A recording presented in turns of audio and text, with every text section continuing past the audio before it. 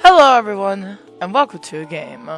I am back from moving, so I am now moved into my new place, and I'm nearly unpacked all the way, and I'm excited, and I'm ready to play. I miss being on YouTube, actually. I miss doing this, so I'm glad I get to be back now. I'm so glad. This is a game called Perfect Love. I wanted to play it because of its unique style. It has 8 different endings and I think a secret ending. There's a lot of trigger warnings though. Bullying, manipulation, drugs and drugging, cruel, character, blackmail, toxic relationship, violence, blood, yandere, behaviors, and more. So if you're very sensitive to these deep, dark topics that I usually cover on this channel, please protect yourself and maybe watch some wholesome stuff or something. I don't know. I understand. I understand that I am ready to play this game for sure. So let's go ahead and start. Yay, okay. So here we go. We got 8 endings that we can get, and I am up here wanting to get all of them. So let's go ahead and start trying to get all of these endings, because this looked awesome. I know, I don't want this, hold on. Okay, I'm gonna put myself here and see how that goes. For a while, maybe right here, actually, look at that. I'll be right here. Alright guys, I'm gonna hold your hand for all the scary stuff that we're about to read. So let's go. For a while, you are obsessed with the idea of a specific love. Not that type of love that was advertised in romance books or romantic movies. Not that type of love that grows together, that supports each other, the type that others envy. You wanted the type that corrodes and suffocates, the type that held on to you, clinging, begging to be loved. Who could only think about you, to only have you, whatever cost. You had dated countless people to find that love, all failures. It was never enough, and it would never be enough. You discarded them all aside and decided, if no one could give you the love you craved, then you would create someone who could. Wouldn't that be fun? Oh, I get to create my love. Alright, I am Mew. Well, that is me. Mew. Is that so? Well then, let's begin. Oh my gosh, Malwarebytes, stop. Alright, I gotta go up here now. I'm gonna move this around a lot, I guess. You remember when you first met him, the person who you would create the perfect love from. College life was as dull as normal. Classes to studying and group calls. While walking aimlessly, you heard the cries of a poor individual. A student in the corner mercilessly taunting and beating up a poor victim. Despite already graduating into college, it seems some students still kept their bullying habits from high school. But please, I completed the assignment, like you said. Why are you... Come on, Milo. You know why it has to be like this. Who was the one who tried to out us to the professors? Okay. Let's go back. Wait, no, that's not what I wanted. I just wanted to know how to save. No! No! Can I... Okay. Knowing how this loading screen works is a part of the process, okay? Okay, there we go. Yes. Alright. There we go. Yes. Okay. We're the only ones who even tolerate you, you know? We're your only friends. And friends, well, they don't just snitch on other friends, you know? I swear, I didn't. It wasn't... What a sad sight to see. You almost felt bad. Almost. You walk up to them casually. Move! You're causing a disturbance. What are you...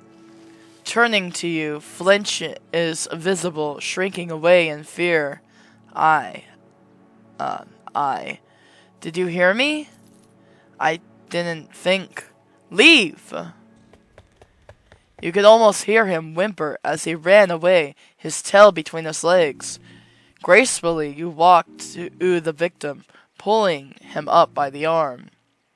Thank you. He stumbles forward and leans on you before scrambling and adjusting himself. Sorry, I didn't mean to. Those friends of yours are rather cruel, aren't they? He looks up at you for a bit, startled. Well, I can't blame them. I transferred only a bit ago. I'm still not used to being in such a new area. They took me in when I had nobody else. So whether I like them or not, it's better than being alone. Especially since my family is so far away. Nah, I'd rather be alone than have toxic people in my life right now. He looks up at you with resolve. But you were able to scare them away so easily. How did you? It's pretty simple, really. They know not to mess with me. You need to know how to speak their language, that's all. Speak their language? He hesitates, biting his nails a bit. Why did you save me? You just did it because you felt sorry for me, right? I mean, I get it. It's just that we're in some of the same classes, right? You just want me to do your homework, so I understand. I did it because I was worried about you. I don't care about making you do my homework. I do my own homework. I'm smart. I want to be smart. I want to pass eloquently by myself. Worried about me? Of course. Who wouldn't be worried about someone being bullied? Well, it seems at least I did.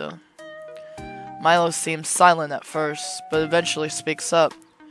This may be a bit presumptuous, but could you teach me how to stand up for myself like you did? You look at him, your gaze not wavering. Milo, change. You transferred only last year, correct? I believe you're taking kinesiology, and you have pretty impressive grades. How did you know that? I keep an eye on things that have my interest.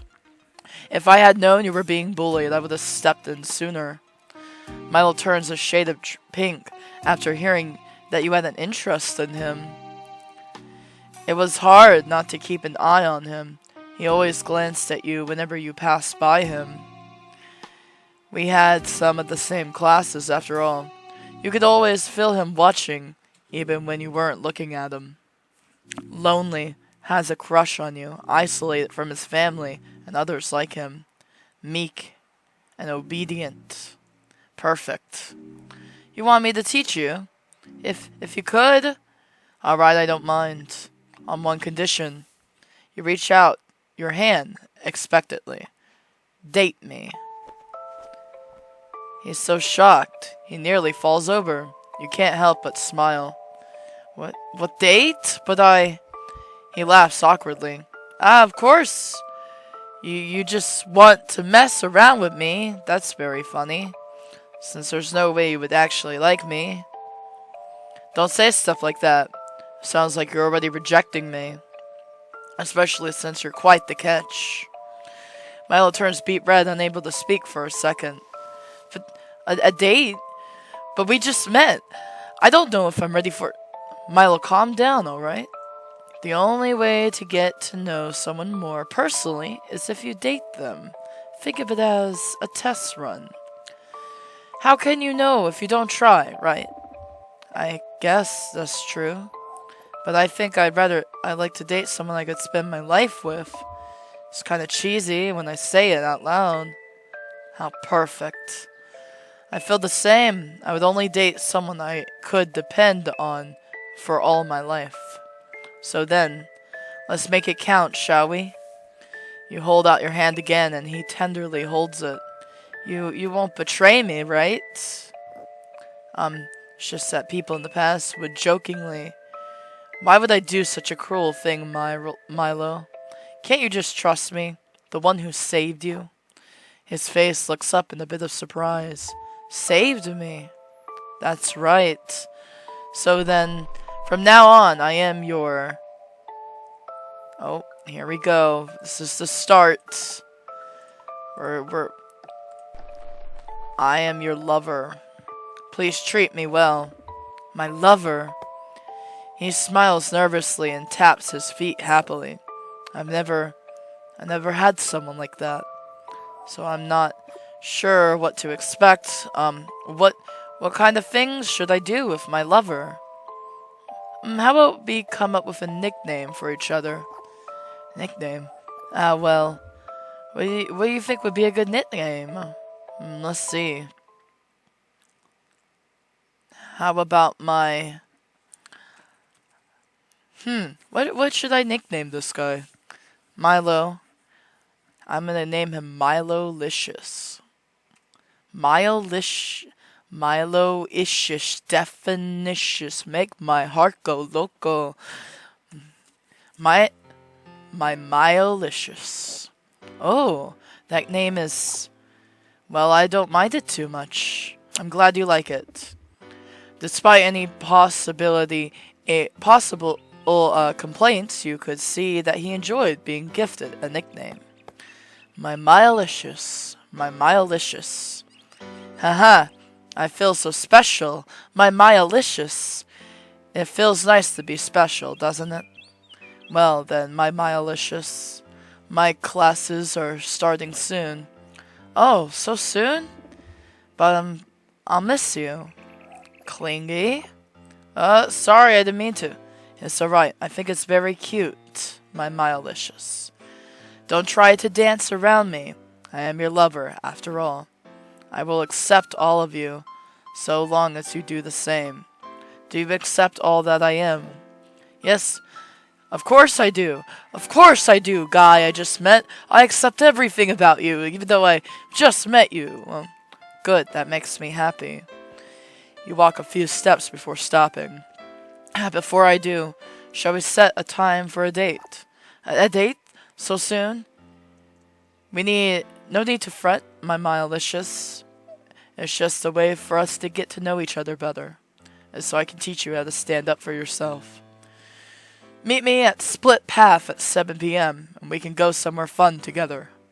I have a couple of good places. Okay, Split Path. Don't be late, Milo.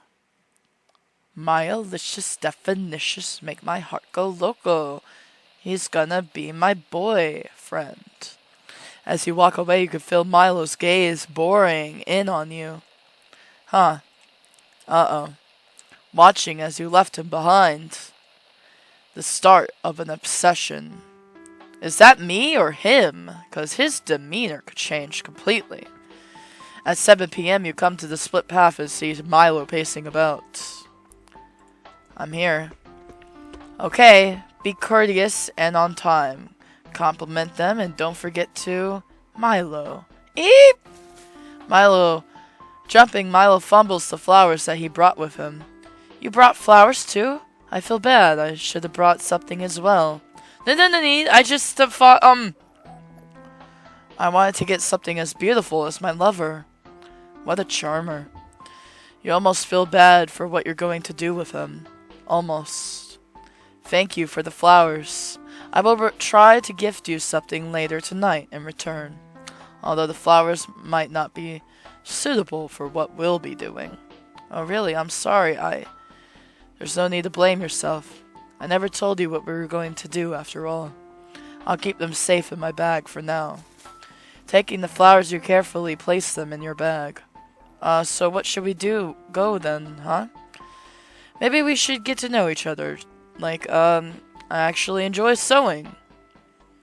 Maybe later. There's more important things to attend to right now than your little tiny man hobbies like sewing. That's actually very adorable when a man knows how to sew. I feel that. I feel that. That's so cute. Oh my gosh. There's actually two places we can go, although drastically different. The first place is a batting range. It might be a nice exercise of it. The perfect love needs to be strong, not just in strength, but in rage. To watch him crush your enemies and to gain your love. To watch him be forced to get what he pleases. A devotion with violence is an important asset. I'm sure he has some rage after being bullied for so long. The second is a party on the other end. It might be nice to socialize with others to get them on our side. A perfect place to teach him how to manipulate others. A perfect love with the power to sway those around him to do his bidding for him. A silver tongue and a charismatic act. Sometimes the only way to fight fire is with fire itself. They both sound so interesting. Although I think you would know better. You can decide.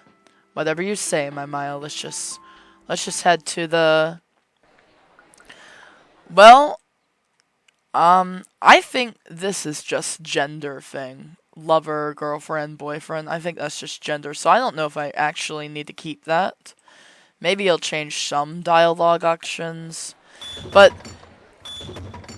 you wanna know something? I've always been the one to go the charismatic route in video games. I'm more of a talker than I am a fighter, so I think we'll go to the party. I think it's time for you to find new friends already. Parties are a fun way to get to know people. Oh, I don't know about that. I've never been good at parties. It's a college rite of passage, and I'll be there for you. Don't worry. You can trust me. We are dating for life, aren't we? Milo's face warms up. I can almost hear his heartbeat from here. For life? Well, yeah. But saying it out loud is... You chuckle a bit. What a pure boy. Come on, my Milicious, let's head to the venue. I promise it will be worthwhile. Oh my god, it's a club! I say, Alright, we arrive at the venue, the lights flashing, the music blaring. Amongst the crowd, you see a red-haired girl dancing. Holly is here, huh? You smile. This couldn't be more perfect. Milo seems to flinch at the stimulation he faces suddenly. Shh. It's okay, my Milo. Let's head somewhere a bit more quiet. Taking his hand, you bring him to the back where the tables are. Here goes the first part of the process. Milo, could you do something for me? What is it? Is there anything to do with bugs? I don't know if I can. It's nothing like that, my Milicious. Soon you will meet some friends of mine. Oh, that sounds nice. It sure will be. There will be a point in the conversation where I will ask you to agree with me. You won't know what I'm talking about, but I'll need you to play along. Alright, my Milicious. Milo seems to hesitate a bit before nodding. Okay, I'm sure whatever it is you're making me agree to is... Don't worry, it's, let's say, a way for you to learn. You smile slightly to reassure him, but it seems to only worry him more. Actually, I want to give you something for our first date. Oh, I did bring something for him. I'm such a little liar, am I? You pulled out some clip-on earrings for him. Whoa, I've always wanted to try these. If you wear them now, we'll match. You point to the ones dangling in your ear. I'll put it on right away. He clips it on eagerly and smiles giddily. Does it look good? It always looks good, my Milicious. Yes, everything looks good on you, my Milicious. Yes, Milicious, get that earring. With that, you and Milo hurry to meet your friends. Yo, you finally made it. I was wondering if you were gonna bail on us. A girl with brown hair and what looked to be a grass skirt was waving to us frantically. Valley, what do you mean by bail on you? I would never do that. Sure, like you didn't do that the last time. She huffs dramatically, before seeing Milo hiding behind you. Oh, is this your new boy toy? Cute! It's been a while. How long is this one gonna last? A month? 6? My name is Milo. It's nice to meet you. Valley, I'm sure you, of all people, know it's not good to talk about how long a partner is going to last. Besides, this partner's gonna last a lifetime. You cling onto his arm and you can feel Milo fidgeting and his body heating up again. Milo's going to be my future husband. Isn't that right, my Milolicious? Yeah, that's right, my Milolicious is my lover. Wait, why is Milo saying that to himself? Imagine your lover just being like, oh yeah, I'm the lover. I'm gonna be like, you know, what? Who said that? Who said that line? He seems like a bit different from the other ones you dated. Don't you usually date more scary people? No offense. So maybe you're right. I hope that you two have a long happiness together. She puts up her cups to cheer to our new relationship. Oh, I forgot to introduce the rest of the gang. Silly me. The short one is Desmond. He's got a nasty temper. And I'm going to ruin you if you call me short again, Valley. This is short people rage. Short people rage is so cute. They're so cute. Short people are so adorable. Oh my gosh. I'm tall, by the way. Like I said, nasty. Still, it looks like you actually chose a decent person to date this time. Thank you. Let's try not to disappoint, alright? I'm not really fond of troublemakers. I'll take note. Finally, there's Seth. Seth, could you stop reading for a second? Do you have an interest in monsters of lore? The answer is still no, Seth. He grumbles, going back to his book. I would be Really? Do you know that about the monster of the forest? I heard they kill innocents and are trying to get out. Oh, that's... He hesitates but ultimately grips onto your arm strongly. He's not that interested, Seth. After all, the only thing Seth cares about is being killed by a monster that doesn't exist. They exist! How do you explain the idea that everyone that goes in never comes out? I don't know. Maybe they just fall into a pit or something, Seth. He grimaces, clearly annoyed that you're lacking faith in those forest monsters. Well, it's nice to meet you, Seth. Likewise. The conversation starts weaving and interconnecting, bouncing from topic to topic. Insects are the grossest things, aren't they? What do they eat so many legs for? The way they move is just so... Ugh. Milo shudders, imagining an insect crawling around. Speaking of insects, I think that she is here in this venue today. I saw the red hair the second I stepped in here. Valley grimaces when she mentions her. The other two look away, not wanting to pry. I feel like this is a bad question, but Holly, Valley used to date her, but they haven't been on good terms. That's saying it lightly. She's the one who betrayed me. Got me kicked out of my last university. And for what? Weren't you stealing from her school? The point is, she screwed me over. Should have kept her mouth shut. Speaking of which, well. Come on, tell me. Don't bail out on the information. You smile, feeding on Valley's love of gossip. I think Milo saw her yesterday giving some USB to someone. Based on his description, it sounds like it had a picture of a hula girl on it. What? She took that USB that got me kicked out and then tried to sell it to someone? Luckily, it seems the deal didn't go well and she still has it on her. Isn't that right, Milo? All eyes turn on him, and you can feel his panic from here. What does Milo know about this situation? I mean, what are you... Remember what you told me, Milo. You are supposed to agree with me. That you saw that girl with the red hair and the green skirt try to give that USB to someone? Remember what you promised? He hesitates, but he seems to remember what you told him earlier. Earth to Milo. Now that I think about it, I did see a red-haired girl try to give the USB to someone, but I didn't know that was yours, so It's okay, Milo. There's no way that you would have known. But I did think you deserved to know the truth, Valley.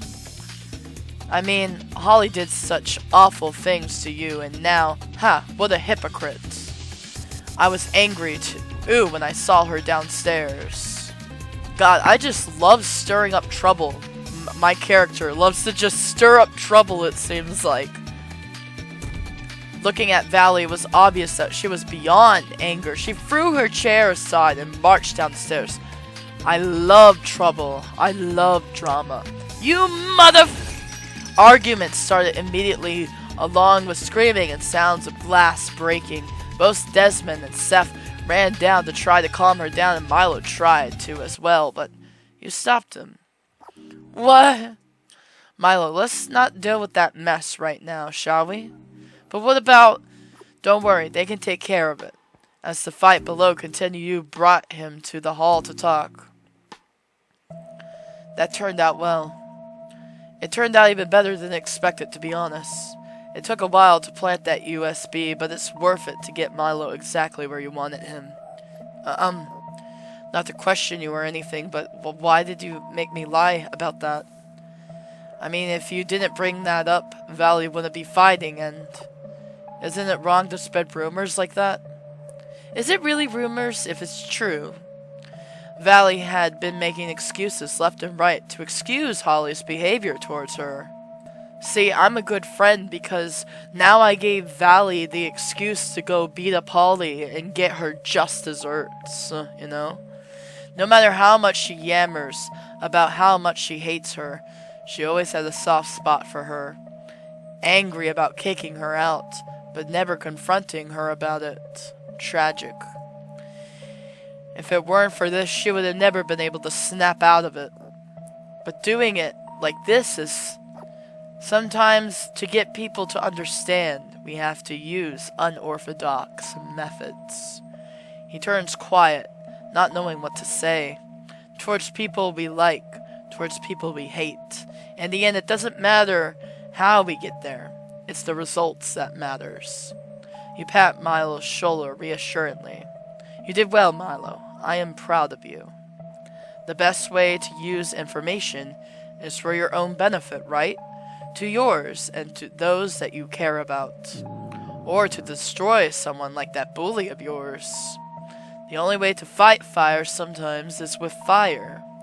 I mean, he'll never stop coming after you, you know. It's not wrong to protect yourself in this manner. He deserves it, doesn't he? Milo stops for a second contemplatively. He looks up at you with resolve. Please teach me, my Myalicious. Wait a minute. Am I Myalicious? Oh my god! I named myself my Myalicious. I thought we were giving him a nickname. You smile. I should have said Mewalicious. That's it. I'm saying Mewalicious from now on, This is really turning out better than you planned. For a while, it was our favorite thing to do together. We hung up with different people, learning about them, watching how they interact with each other. Enough to build trust, enough to be let inside, and then destroy them under the guise of helping. We pinned people against each other and watched as they ruined themselves. We sowed conflict where there hadn't been any. You and Milo were always together, the two lovebirds that flew from wire to wire. Milo changed as well. He dressed more cleanly, talked more sweetly.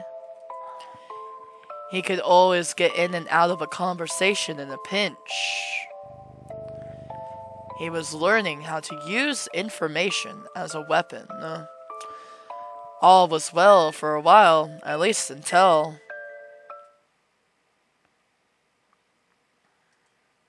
Until it all came crashing down, right? Desmond had brought Milo over to the side to talk to him. He felt tense, worried that Desmond might undo the hard work that you did.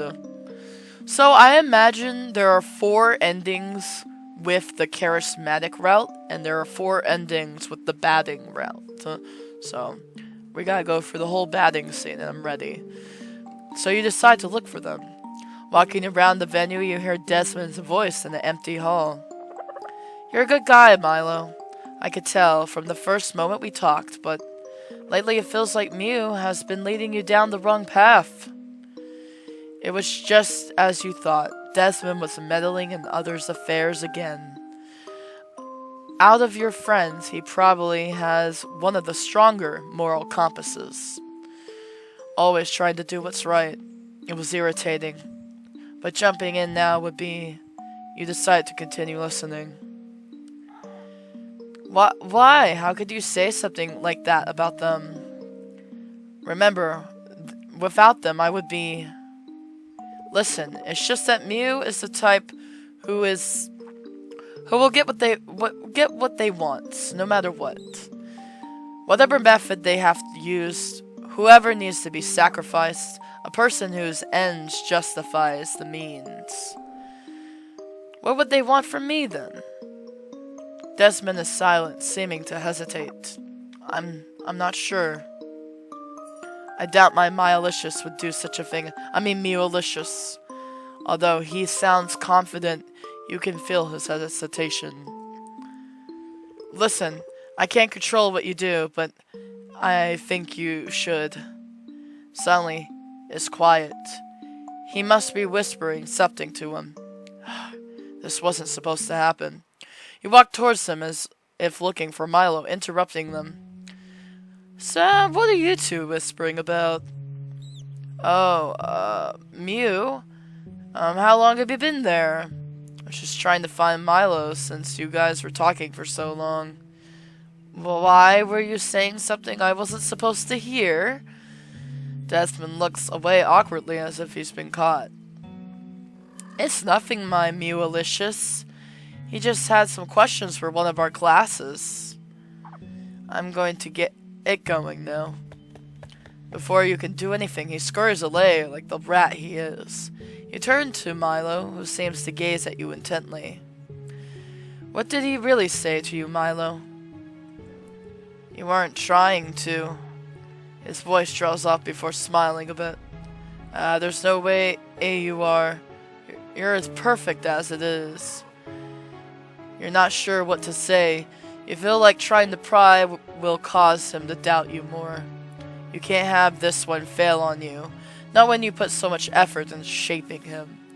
Before you can say anything, Milo pulls you by the hand back to the group. Before long, it seems that Milo was avoiding you. Whenever you call out to him or saw him walking around campus, he would run away.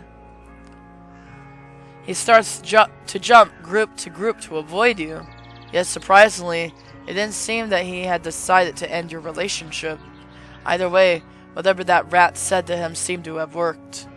Are you two having a fight? Did something happen? It's nothing. It's just a silly disagreement. How annoying. If that's going to be the case, why not use it to your advantage? You were able to corner Desmond after class one day. What do you want? I have extra credit work I have to do today. It's obvious he wanted to run, but you refused to let this mouse free. I just wanted to talk to you about Aya. And well, she might be in big trouble this time. His face twitched in worry. He hesitates, not sure if he wants to take the bait. Fine, make it quick. You end up dragging him to an empty lecture hall. He seems extremely paranoid as he comes in. What's going on with my girlfriend? Let me guess. She ended up fighting the professor again? Was that something that happened often? Whatever, it doesn't matter. Here, I just want you to take a look at this. You show him something on your phone, and his eyes go wide with fear. Then anger. What do you want? Ah, we're finally getting somewhere. Let's clean up this mess that he started. Amongst the crowd of people, you see Milo in the center of it all. The gossipers, a perfect place to gain information. They laugh as he jokes around. Everyone's eyes are in him, just as you taught him. So somehow I ended up putting the lyrics in the paper, and he still gave me full marks. They all laugh before Desmond walks into the crowd with a grimace look on his face. Oh, hey Desmond, what are you? His sentence is cut off when he sees who Desmond brought with him. Sorry, Milo, he forced me to. The man who had been torturing him stands before him, his face smiling with sadistic glee. Ryan? Milo's charismatic facade drops. He turns back to the bully's victim from before. Well, well, look who it is. He walks closer to Milo as he shrinks away. My old friend, it's been a while. Ryan, what do you want? What do I want? I just want to hang out with an old friend is all. You know, after you abandoned us, I was really heartbroken, you know. I thought we were bonded in our time together. But I understand. I mean, I'm surprised you're friends with so many people. Especially since you used to be quite the stalker in the day. Milo's face is pale. He panics as the others' members whisper amongst themselves. No! No, it wasn't.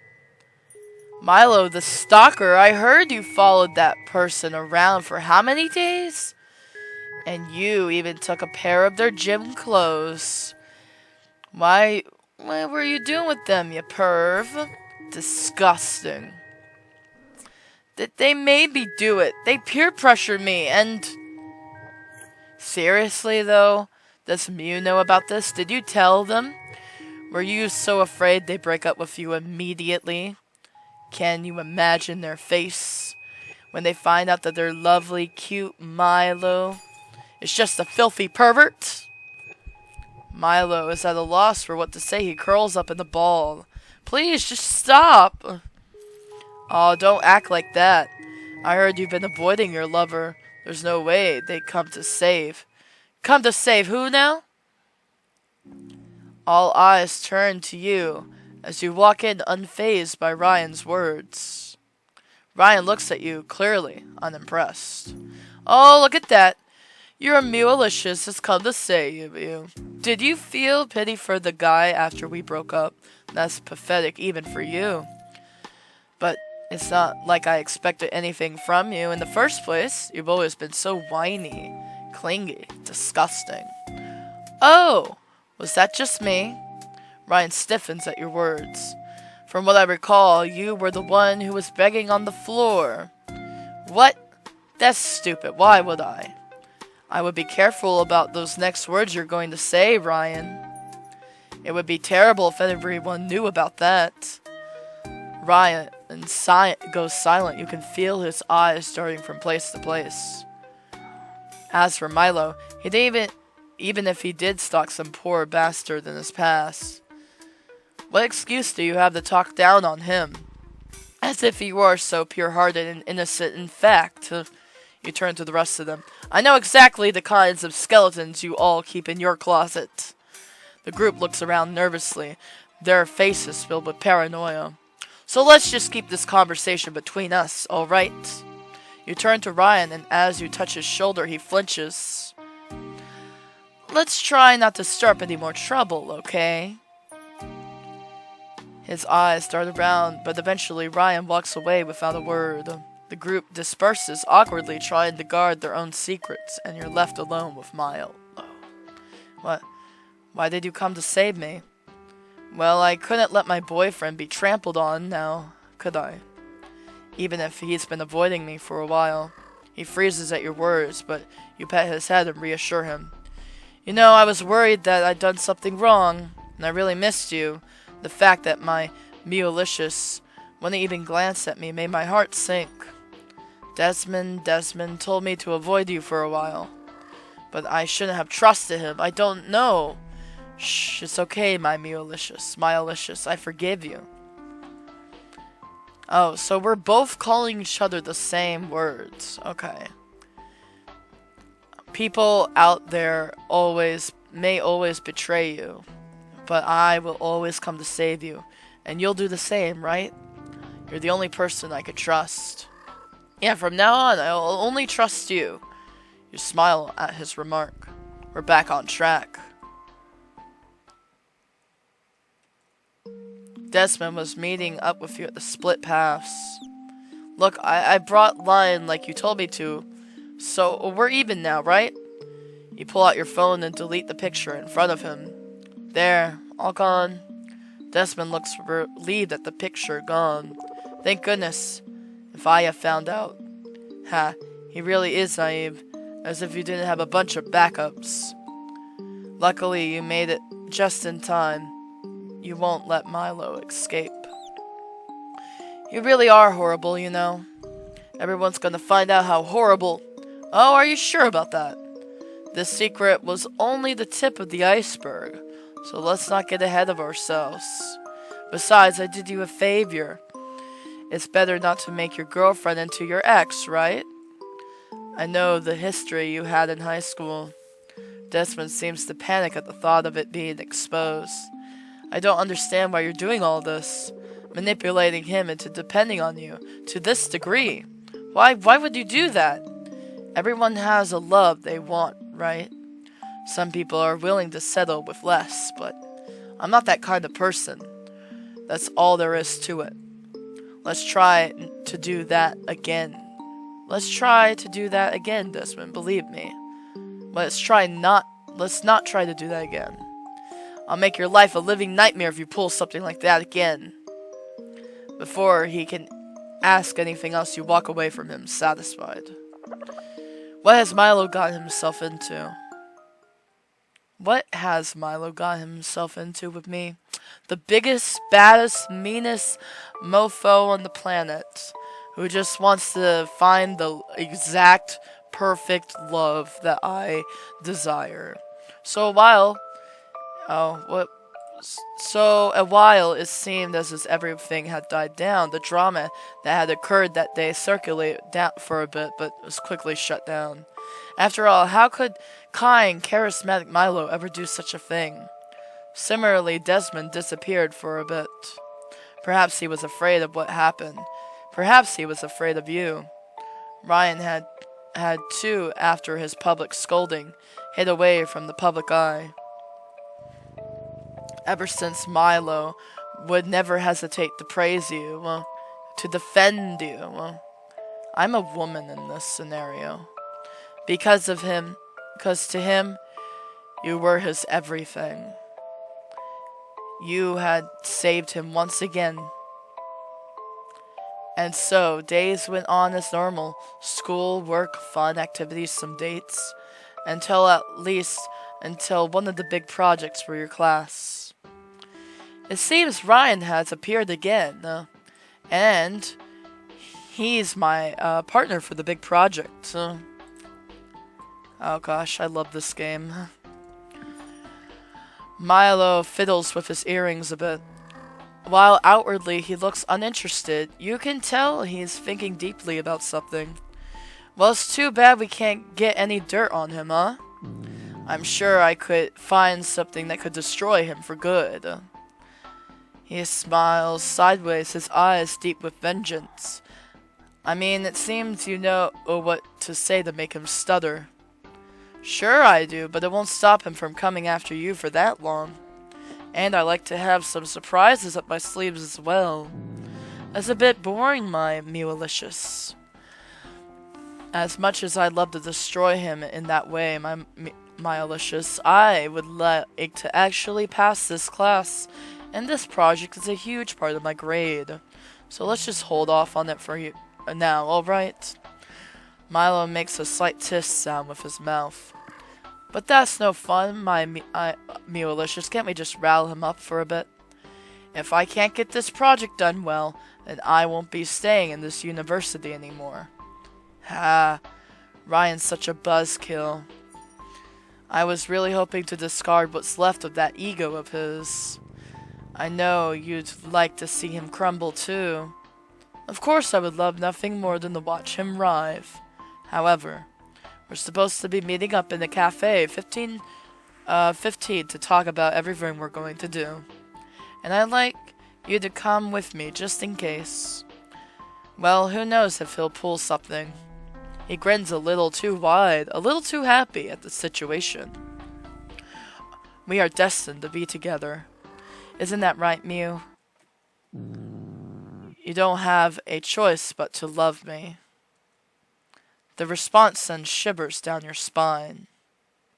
You trained him a little too well. As we walk in, we see Ryan sitting at one of the booths. His face twists from contempt to annoyance when he sees that Milo has entered with you. Strange. He's not in our group, is he? Milo and I are a package deal. Or are you jealous that you've suddenly become the third wheel? Ryan looks as if he's going to cause a scene, but Milo leans back casually. He strokes your hair and looks at him tauntingly. Were you going to do something to my lovely Mew? Ryan grits his teeth and sits back. Whatever, let's just hurry up and get this project finished. For the next couple of hours, you and Ryan planned out your project. The two of you ordered some food and drinks, seemingly chatting nonchalantly about what to do. But underneath it all, it felt like you were pointing knives at each other's throats. Well, it's not as if this wasn't a world we weren't used to, battling with words. Milo would scroll through his phone nonchalantly as we talked to each other, but it felt as if a part of him was always watching, as if finding a perfect moment of weakness. Scribbling down Ryan's ramblings, your spoon slipped and fell to the ground. I'll get it for you, my Mew-alicious. He ducks under the table and searches for a bit before placing a pin on the table and lifts up his head. Your spoon, my wonderful lover. He looks at Ryan and smirks condescendingly. Ugh, this lovey-dovey crap makes me want to barf. His hand taps on the table a bit before looking at his phone. His eyes dart around for a second before standing. Well, I got a jet. See you losers later. Grabbing his backpack, he leaves the two of us alone. Finally, you chug down the glass of water after he leaves and slams it on the table. Somehow it tastes bitter, like you are disgust for him. He didn't even pay his portion of the bill, that lowlife. I'm tracking him right now that he's not that far. In fact, we might get some more money out of him than with these pictures I found. Fun, but let's save that for later. You might find out, you've been tracking him, and he might turn off his location. Sighing, you fork over the money, and you and Milo head back. Let's walk back to the dorms. I have to get some stuff before the next class. Milo smiles and holds your hand as you walk. But as you walk, something doesn't feel right. You start to falter your legs, feeling weak, and... My Mew-alicious? Uh-oh, I've been poisoned. Everything goes dark. You wake up staring at the ceiling of your dorm, laying on the bed. Milo is stroking your hair as gently as you sleep. My Mew-alicious, you'll be okay, right? You look so perfect, peaceful sleeping. I wish I could look at you for an eternity. You touch his hair, and he looks at you, his eyes wide with shock. He hugs you suddenly, clinging on to you. You're okay. His arms tighten, as if afraid to let you go. My Alicious, what happened? You passed out suddenly after we left the cafe. Did I now? You recall Ryan tapping his fingers against the table. His eyes were darting at the glass. Oh, I see what happened. Haha, that snake really has it out for me, huh? Wow, how totally unexpected. I knew he was up to something. He grits his teeth, and I can hear them grind against each other. Now, my Alicious, you'll hurt yourself that way. You caress his head, and he leans into your hand. Haha, cute. No, I don't think Ryan did this. I think it was Milo who did that. I think Milo drugged me, bro. Guys, Milo drugged me. I'm calling it right here. I'm calling it. It wasn't Ryan. It seems that Ryan must have drugged me. Must have been the water. Dropping my spoon was the perfect opportunity for him to do so. How oddly clever for him. It should have been me. I should have been the one who was drugged. He clenches onto the bedsheets, and his grip causes him to shake. Disgusting. He really doesn't know how to leave it alone, huh? Yeah, Milo's pushing me to do something to Ryan. So I feel like the spoon fell because maybe Milo knocked it off the table on purpose and then slipped the drink, you know? Well, he should be given a taste of his own medicine. Yeah, Milo's pushing for his downfall. You tap your forehead as you think. What would make Ryan suffer more? Drugging him back would make an ample payback. You do have access to the chemistry lab. Watching Ryan shudder as his body collapses on himself, as he did to you, would be entertaining. Or maybe he might have other secrets he's hiding. He might see it coming if we attempt to drug him back. Perhaps Milo's past of stalking might benefit to us after all. Choices. Milo looks at you eagerly as you make your decision. The best way to get payback. Okay, this is where the choice for the endings come in, right?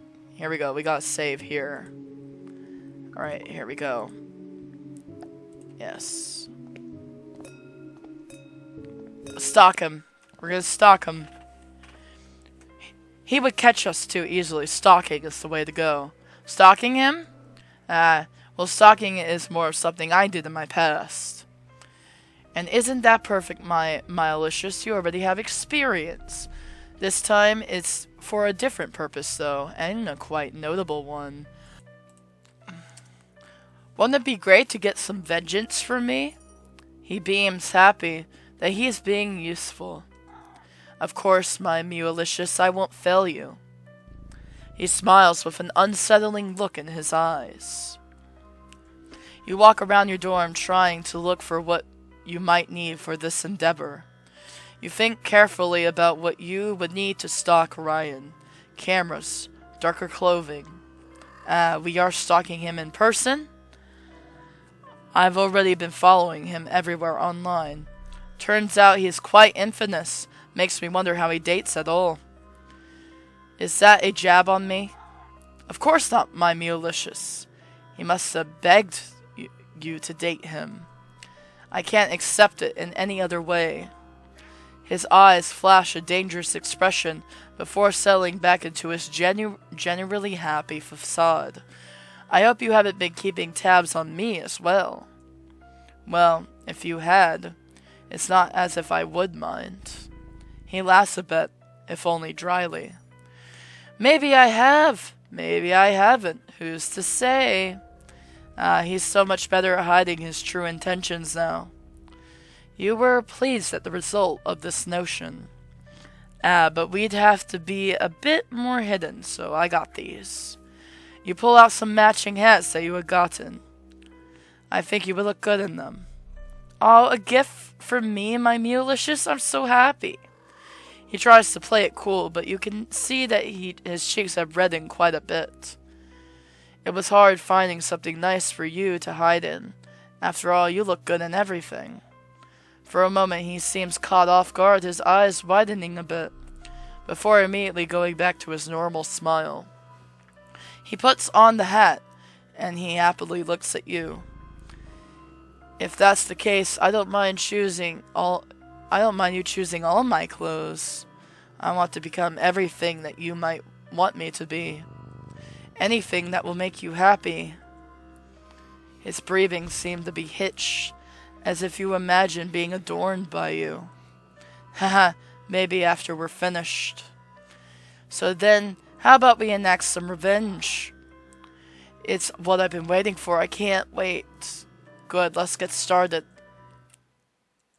For a while, we followed Ryan around secretly and with gentle steps, enough that he would never know it was us.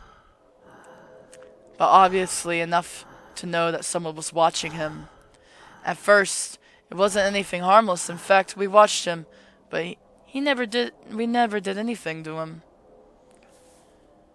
But Milo had other plans. Online, he talked about his experience of Ryan bullying him and how it affected him.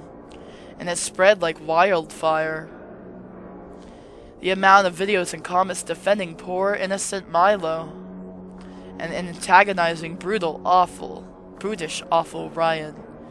Milo really knew how to play a crowd, it seemed. But it wasn't just that. Milo would call him over and over again, taunting him, threatening him in a soft manner, but nonetheless terrifying. Everything's connected with your phone, Ryan. Just throw your phone away. Throw your phone away, go rogue, go off the map, attend a new college. It's worth it. Ryan, do you remember when you threw a brick at my head and I had a concussion for a week? Do you think I could ever do a similar thing to you? I have a rock that I think would fit perfectly in your head. I hope you're not thinking about leaving your dorm today to hang out with your friends. It would be terrible if someone burned up your new couch while you were gone. Maybe it would be better if you simply died and were reborn another person. I'm sure that world would be happier for it. Milo's words were simply the drops of water that caused the ripples. Soon there were others that tried to threaten him through texts, calls, anything. He made others do the dirty work for him. How clever. Sadly, it made it hard for you two to do your projects together. In fact, it almost seemed as if you were the last of his more positive interactions. Ryan, are you doing alright? I heard that Milo posted a pretty damning video. Well, not that you were all that kind to him before. I wanted to stop. No one will look at me anymore. No matter how much I block or change my number, they always find me. How long do I have to live like this? I don't. He was practically on the verge of crying. The way he shook was when he was talking. Please just make Milo stop. Anything, I'll do anything. Anything at all? The thought of it just makes you smile. Alright, Milo has been out of control lately. I can't promise that I can make it go away completely, but I will try to. You have my word. Upon hearing this, his shaking finally stopped. Please, let's do well on our project together, alright? Milo, as it seemed, never took its eyes off of you either. It seemed that he would always bump into you at random times and acted as if it were a coincidence. Even when you went to places you normally never go, he will always find himself there. He always knew where you were, always following you. Even in the dorms, you start to notice that things were a bit off. Items were slightly shifted in ways you didn't remember. Things that you had for a long time suddenly looked newer, as if someone were replacing them one by one. Perhaps you were being paranoid, but you were losing things, and quite quickly at that. If you were a bit more oblivious, you could have convinced yourself you were just being clumsy. You always asked Milo if he knew where you left things, and he would laugh. And you'd hand you an exact copy. He always seemed to have exactly what you needed. Ah, did you lose your textbook? You're so clumsy. It's cute. Here, I bought you another one. Oh dear, did you find your stuffed animal ripped? I did hear that sometimes there are rats in the walls. Luckily, I bought you another one. Aren't I the best boyfriend? Silly, you dropped your pencil case when you came over yesterday. I brought it just in case. Just like that, you were being watched constantly. Wow, what goes around comes around. We want him to stalk Milo, and we brought back that obsession within him, that obsessive stalking obsession, because stalking is something that causes someone, obsession. It is actually a what's it called? An addiction.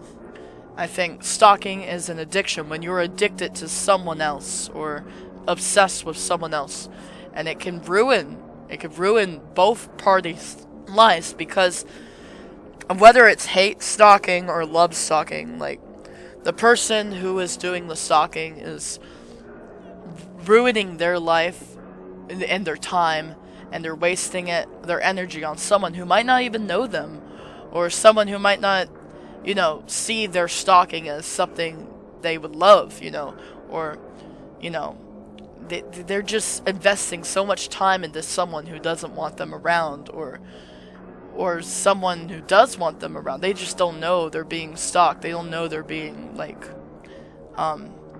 gaslit. They don't know that stuff. I mean, it might feel fun for the stalker because it's an adrenaline high. It's an addiction. It's something that they get off on. But that's not good for their mental health either. It's not good for the stalker and the person being stalked, always feeling watched, constantly feeling fear all the time. It's not good. It's not good. Stalking, unless it's kind of like some weird consensual relationship kink that people have sometimes. Like, if it's non-consensual, then I would not recommend doing it. It's not fun. I feel like it's okay to feel like this if there is some consensual stuff going on, if they talk about it, as long as they're open communication, like, oh my gosh, I feel this, this is how I feel, this is what I want, and then, between, like, partners. But anything other than that is just, like, it's wild. It really is. You had pressed into your favorite stuffed animal's eye one day to find a camera, and split it open to find a recorder. You smiled a bit. He really was getting better at this. You dozed off every night with the thought of Milo watching you, that he was always there. But there was one more thing you wanted to check. He had invited you to his dorm to hang out for a bit. Milo, could you tell me where the bathroom is? Of course, down the hall. As you left, you snuck into his room to dig through his backpack. Pictures. Photos of you in your dorm, out of your class, and from inside your pencil case. Items from things that he had made an exact duplicate of, that he was sure you would never notice. Notes of locations of where you had gone and where to meet up, or places he had convinced you to go to. And, of course, a recording device playing your voice over and over again. The thought of such an obsession made you happy beyond belief. There was only ever one in his heart, his eyes, his soul. Soon, you thought, he would be the perfect love for you. It took a while to convince Milo to cease his actions. Even when he promised to do so, you would see him go behind your back to continue. I see, Milo. You do want me to fail, then. You want me to move schools so that we're forced to separate. Is that what you're telling me? Huh? But I'm not doing anything wrong. It's just karma at this point, and besides, I can't stop the public from attacking him. That's true, but it makes me lonely, you know? All this time you were constantly call and text Ryan. All those people that keep coming to you, talking with you for hours. Strange. It's almost like you become obsessed with Ryan instead of me. You could see that this stuck a nerve with him. Good. You Alicious, you are my world. How could I live without you? I want to see you every second that I'm alive. And everyone else is just in the way. He bites his fingers nervously as if he realized what he had done. To be by your side, to always be with you. I'll stop. And so with that, Ryan was safe for now. Milo started to swerve away from people that tried to talk to him, ignoring them in favor of you. Slowly it seemed the public had got bored of harassing Ryan. And in turn, Milo was always there watching you. More things would be taken and replaced. You could feel his eyes watching throughout your dorm. Peaceful, you thought. And so, for a while, nothing else out of the blue went on. It was just you and Milo. Things, of course, would disappear and reappear at random for you. You were sure Milo was replacing things so he could keep them. You had even found more cameras in nooks and crannies of your dorm. And you had found that he had even installed some sort of stalker shrine somewhere in his dorm as well. Well, I mean, this is kind of consensual because the person being stalked knows about it, and the stalker's kind of doing what he asked. He said he wanted this kid to be obsessed with him, wanted his love and all that. This is the kind of perfect love you wanted? Is this what you wanted? You wonder. Filled with pictures of you, recordings of you, items of value, items found in the trash, a doll, all of his attention on you, and despite all of it, nothing seemed to change. He would watch over you, never turning his eyes. But you wanted more. Just one final push. What more could you want?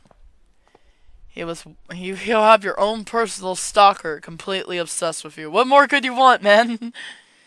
He was walking around campus waving to people as he passed by. He kept looking at you, smiling. Do you want to say something, my Alicious? Milo stopped for a second and cocked his head. How could I live without you, my Alicious? You made me into something completely different. I'm so happy.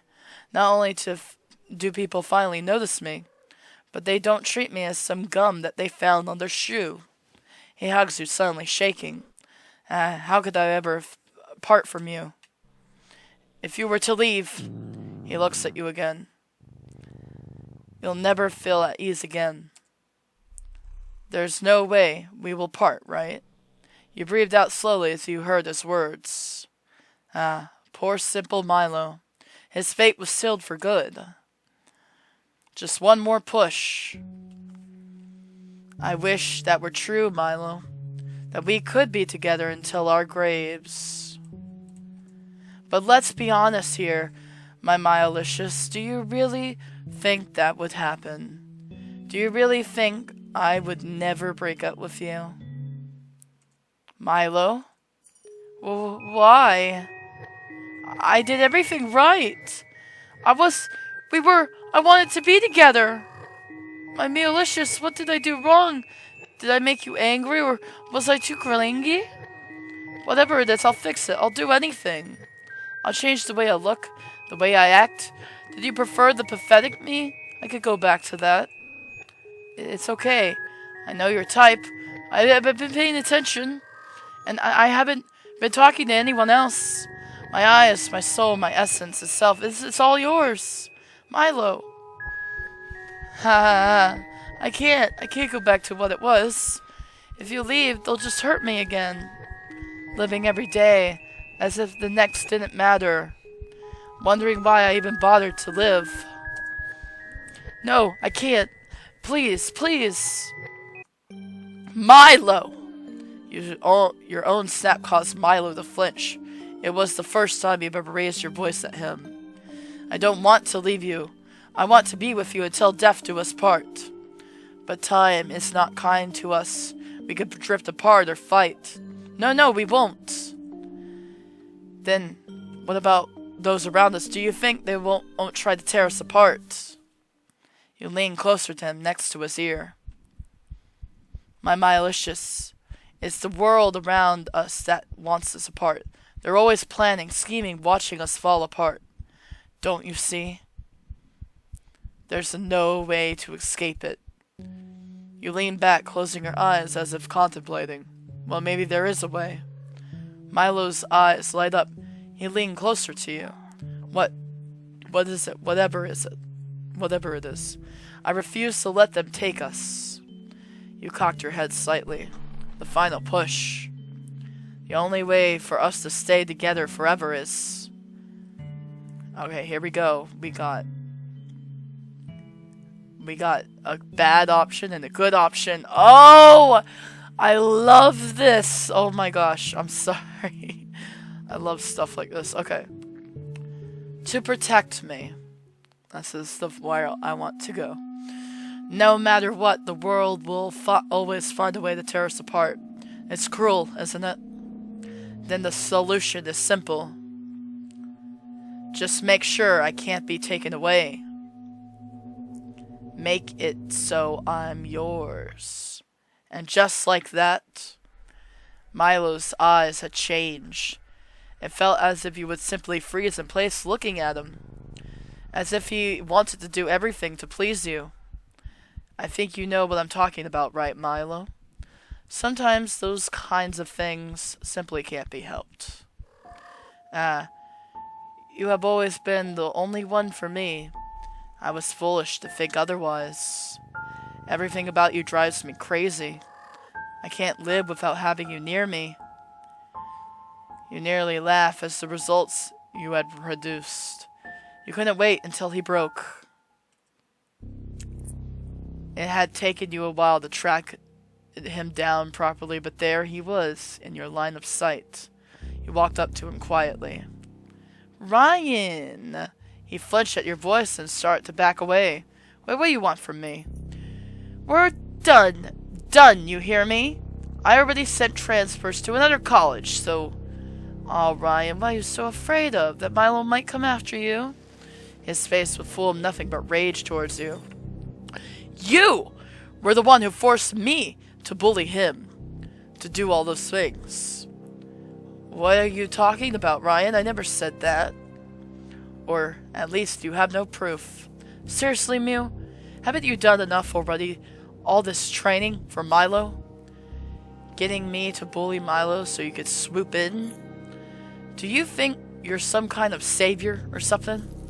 My entire internet presence was ruined. The kind of hate mail I get, telling me to end myself, trudging up all my old pictures. Just leave me alone. I did everything you asked, right? You smiled slightly and he snapped at you. All this is your fault. Why those people died. Why I'm still in the Whoa. Who died? What? I wish you would just die. Just leave me alone. Please, don't make yourself into such a saint. Weren't you the one who wanted to prank all those people, even though you knew it was dangerous? And who was the one who shifted the blame to others just like so you won't be jailed? Don't you think at least you could... It's the least you could do after you cheated on me? Come on, just admit it. You were the one who resigned yourself to this punishment. You have no one to blame but yourself.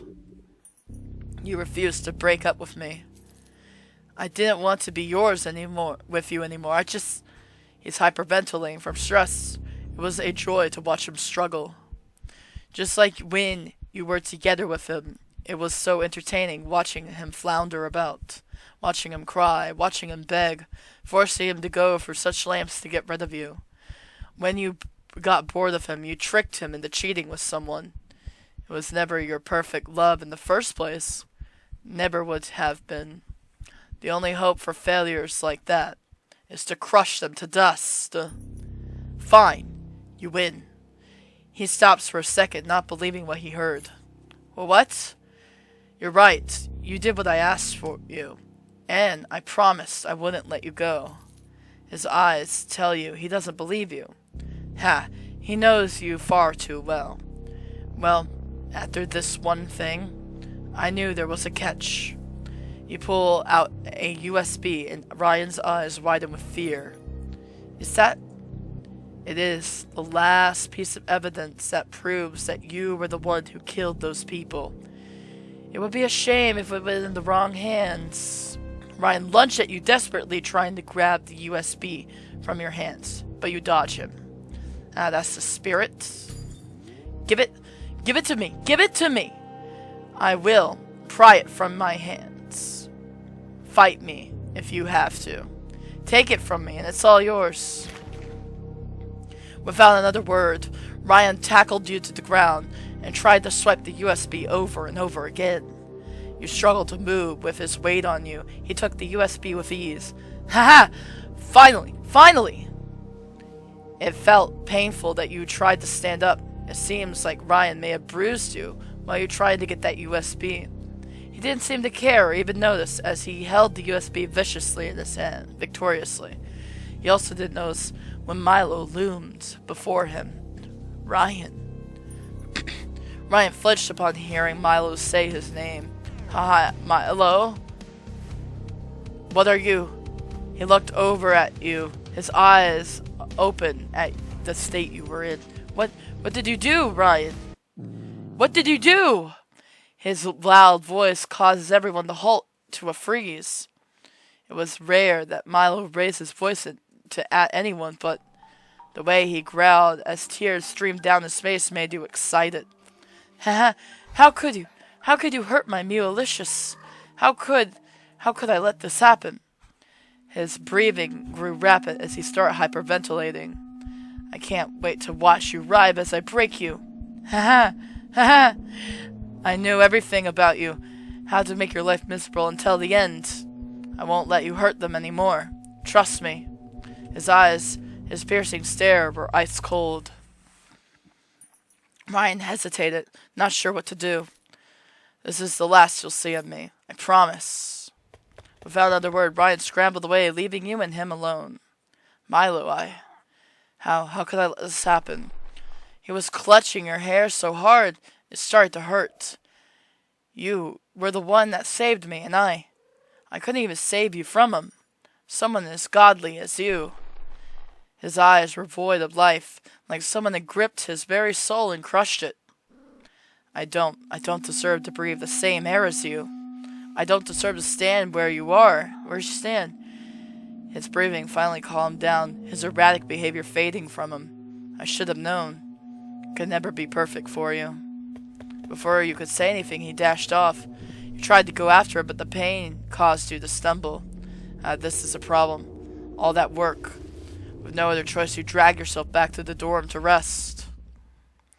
Yeah, you were not good enough for me, Milo, because you didn't stay and help me. You ran away.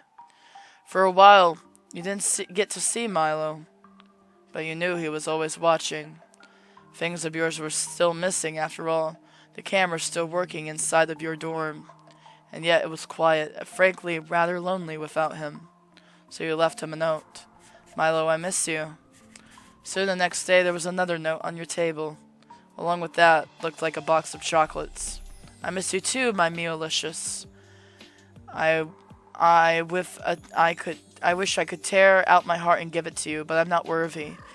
Whatever you want, whatever you need, I'll give them all happily to you. And so the notes and gifts became commonplace for you two. He would leave gifts throughout the dorm, in your backpack, on your bed. Some of them were romantic flowers, candies, even little cheesy plushies. But some were more disturbing. Pictures of you at your classes, notes with your name scribbled over and over again, how unworthy he was. What looked to be like a necklace made from his hairs and tooth. What? As the days went on, the gifts and notes became more erratic. Drawings of you and repeated messages in blood became more common. He would give you gifts of his saliva, his tears, as well as his fingernails in a strange fashion mixed with yours. You never saw him, but you always knew he was watching. Whenever you were just about to buy something and you just ran out of, you would always find the item on your desk the next day. If someone was giving you trouble, you would find bits and pieces of their clothes, hair, and teeth on your doorstep, along with a note lovingly saying that he had brought you gifts. You always felt him watching the sounds of crawling within the walls. It felt comforting, knowing that nothing could touch you. That you had someone who worshipped you as if his life depended on it. But then again, how far could he go? You decided to test it one day, scribbling out a note in detail. Just like usual, it was gone the next day, replaced with a note and a heart drawn in blood. And then, for a few days, it was silent. The notes stopped coming. Your things stopped disappearing, at least until one day. You found a box inside of your house.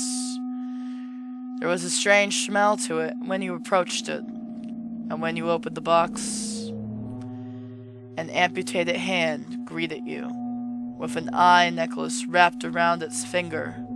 Inside it, a note. Aha, just as you wanted. I got you what you wanted, my Ulysses. I did a good job, didn't I? It's what you wanted, right?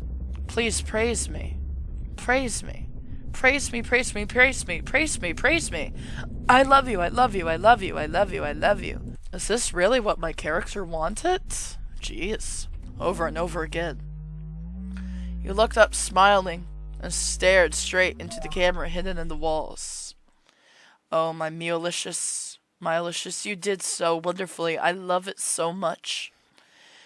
You could hear the heavy breathing within the walls as you praised him. You were worried at first that Milo would have left you, that all your work would be undone, and yet you couldn't ask for a better circumstance. Oh, my Ulysses, you truly are my perfect love. A perfect love beyond the walls, and wow. Okay, that's intense. We knew that this game would be intense.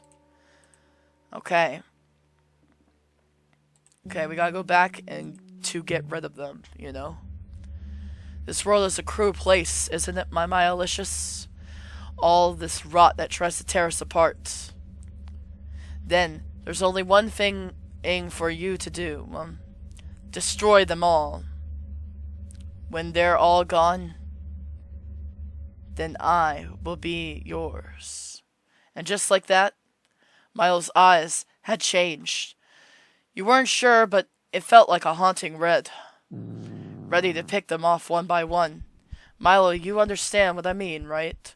I'm sure if it ever comes to that, you'll know what to do. Of course, my Ulysses. It's all so clear right now. The only way to save you is to get rid of those that oppose us. It's so easy. I can learn everything about them and get rid of them without a second glance. You can't help but smile happily at the results. This next part will be fun. Okay. Same thing with Ryan. But Ryan's victory didn't last for long. Milo showed up next to him, his eyes glazed over. He tore the USB away from him without breaking eye contact. Why are you here, Ryan? Don't you know that you're interfering with my lover? If I were you, I would run before I get angry. Milo's eyes were on fire, and he seemed to flinch, as if from the hot heat. Without another word, Ryan leaves. When Milo looks at you, you can feel your body burn. It feels as if someone is shoving your head closer and closer to a fire. The only thing left is your reflection flickering in his eyes. And then he smiles. Don't worry, my Ulysses. I will make sure that he and the others, that nothing will take us apart. You hear him surely, but you can see the red in his eyes. Milo was acting strange nowadays, and not in the way you wanted. He was talking, socializing with the enemy. Somehow, somewhere, he had befriended Ryan, and the two became inseparable.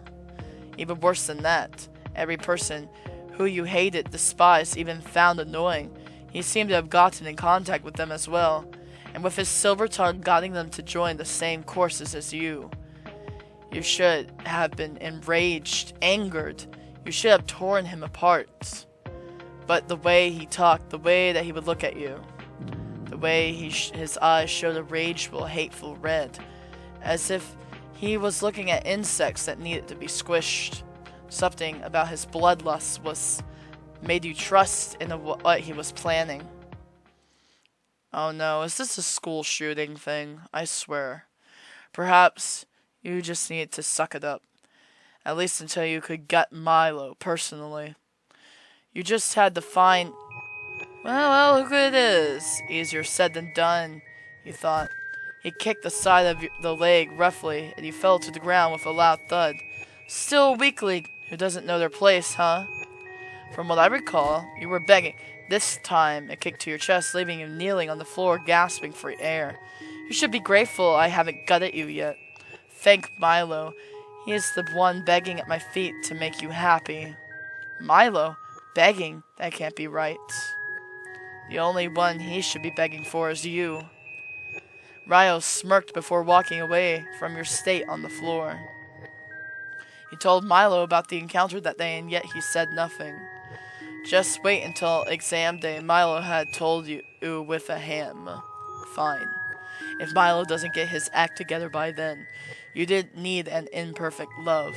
He won't wake up to see the birds the next morning. You would make sure of it. Soon after, the day of the exam came. Milo came up to you, smiling happily. And what are you happy for, Milo? My gift for you is finally done. Is that so? He was pissing you off. You slammed your hands against the wall, pinning him down. Huh? What are you? Milo, do you know the hell I had to go through this semester because of you? To watch as Ryan harassed me every day? How pitiful it was to see you kneel before the man I saved you from. To see you ignore me time and time again to hang out with him and other insects. If you hated me so much, you should have just said so. Milo stood there in shock, his breath hitched in his throat. His eyes were filled with the burning hatred. Before he smiled with a forced grin. It's alright, my Mulicious. I promise that we will never have to talk to him again after today. It'll be something that you will never forget. I promise. You walk back from the wall and turn away from him. You better hope so. If you're lying, it won't end well for you. You walk into the lecture hall, placing your backpack on the floor as you sat down. I'm going to text you right before the exam. Please follow my instructions for the gift. He had whispered to you before he had walked into the wall. You closed your eyes and imagined squeezing the eyes from his sockets as he bled out. If the gift was even a bit lackluster, his fate he would get. You waited and watched the other students file in the worthless insects that Milo had gathered, whispering and laughing. Annoying. And you waited and waited.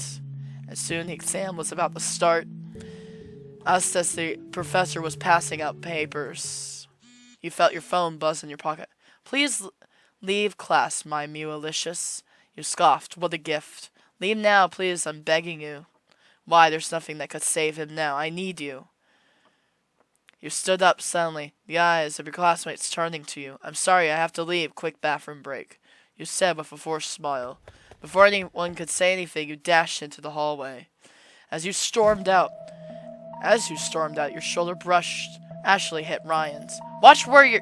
He smiled blithely when he saw who had bumped into him. Oh, what's this? You're running away from your exam? I don't have time for this. You tried to brush past him, but he grabbed your arm. Hey, don't you know it's rude not to apologize when you rudely bumped into someone? Apologize? Why would... He socked you in the face and you fell to the ground with a thud. Don't act so high and mighty. Apologize. You spat in his face. You slammed your face into the wall, your ears ringing from the impact. Looks like your attitude hasn't changed yet, huh? Even after your new project crashed and burned. You just never learn, do you? You grit your teeth as the phone in your pocket buzzed rapidly. I need you. Sorry. Oh, what was that? You gnashed your teeth. I said I'm sorry. Ryan gasped dramatically and laughed before kicking you to the ground and walking away, laughing. You breathe in slowly, before walking out without a word. It took you a while, but you spotted Milo. My Mulicious, I never thought I'd see you. Milo flinched as he saw your state ragged and bruised. Milo! Milo trembled and you heard your voice sharp as if impaling his heart. You stopped, and looked up at him, unblinking. This is worth it, isn't it, Milo? He grabbed your hands, clasping onto them tightly. I was so worried that you wouldn't come out in time. It would be a horrible gift for my Mulicious. If they didn't make it out in time, before you could even take a single breath, you felt the pressure. You felt it crush you like an aluminum can. The ringing in your ears wouldn't stop as you saw the shapes of bodies scrambling about. And then you heard the rest of the sound, like something had struck the world with thunder. So the bomb? Oh my god. We convinced a guy to bomb the class for us? Isn't this like that one musical? That one musical where the guy wants to bomb the prom or something? And the girl was trying to convince him not to. But he's like, I have nothing left to live for. I don't know if he succeeds. It's like Heathers or something. As you turn around, the building was burning and smoke was suffocating the air. You could almost feel the heat from there. Milo dragged you away with the crowd, the screaming finally able to settle in your ears. He put your hand on his face, nuzzling you into your palm. Aha! Seeing an explosion is a lot more hair-raising in person, but it's so much more exhilarating than I thought. The smile on his face was too wide. Who knew Ryan was so dull-witted? Just a tiny spark can make your insides burn. It was quite an ordeal to get him to go back to smoking again. Even harder to properly run a gas leak. I wish I could have seen his face when he realized what he had done. He looked up at you as you caressed his face. Worry creased his features. Did you make it, my Mulicious? You stared at him vacantly. All those people burned in an unforgiving hell. How could you do that? Milo's eyes widened. He was shaking, afraid of disappointment. But you smiled, just as wide as he did, without letting me in on the fun. You hugged him tightly as his face turned a dark red. Ha ha ha! What a wonderful gift! Milo relaxed for a second and hugged back. It's all thanks to you. Isn't it amazing what you've turned me into? I couldn't be happier. Please praise me. He cooed, playfully nuzzling his face into your palm. You did well, my Mulicious, better than I could have predicted. I wonder what we should do now. I'm sure there are some lucky survivors in the wreckage. Would it be better to snuff them out, or perhaps just watch the aftermath of all the glorious flames? You laughed. I'm sure either would be fun, What should we do, my Mulicious? He intertwined his hand with hers. I'm sure either would be a blast. You and I, there's nothing else I would want more in this world. Wouldn't I throw everything away to be with you? Let's stay together for the rest of eternity. There's nothing I would have wanted more. The red in his eyes shone brighter than before. His unbearable insanity that consumed him. All thanks to you. There was nothing left for either of you, and you only had each other. Such a wonderful, delightful rush. Together your love would burn, like the perfect love that was. A perfect burning love. The end. Wow. Okay. So, that was crazy. That's crazy. Okay. So, we have to go to drug him back, and then I think that will bring about 2 different endings, probably. Would it be fun to give him a taste of his own medicine? Drugging him? My, that does sound fun. Think of all the applications I could use for it for. Playing with your strengths is always a good thing, my Mulicious. Wouldn't it be fun to learn about such things on our little study date. Oh, are you asking me out so soon? He teases you, but you can see that he's giddy about the idea. He teases you, but you can see that he's giddy about the idea. Well then, shall we have fun on our date? Let's get going then. Despite your wobbly legs, you felt exhilarated at the thought of Ryan's face with fear. You walk out of the dorm room, and Milo follows suit.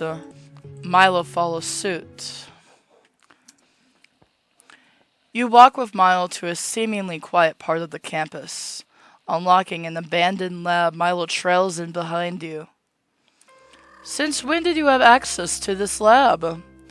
Since a very kind professor saw my interest and decided to give me access. Ah, so you took it off someone then, huh? Haha, I can't pull the wool over your eyes, huh? Are you disappointed in me, Milo? He takes your hand and kisses up your arm. How can I ever be disappointed in you, my Mulicious? You're the one who saved me from Ryan. So now I'll be the one who will save you. No matter what. Waltzing into the lab, the beakers and the other glass tubes stood watching us. Well then, let's get started. You think back at what it felt like when you were drugged. Dizziness. A bit of drowsiness. The way he did it so fast, and the fact that you couldn't see it in the water. Looks like that Astrid learned from before, and actually made the proper doses of GHB. He's done this before? You're right. You weren't here last year. There were a couple of deaths due to overdosing on drugs. A lot of students who were thrown into jail, but there were rumors that Ryan was the one behind it all. You could still recall Ryan's face when he got accused. Man, this school is a school I would never want to go to. You never know who's after someone or what's going on. I would never talk to anyone in this school if I knew better. This school is crazy, bro. I hope real life isn't like this for anybody. I wouldn't wish this on my worst enemy. You could still recall Ryan's face after he got accused. It wasn't the face of someone that was innocent. Milo laughed sharply, interrupting her train of thought. Then he's really getting what he deserves then, huh? I can't wait.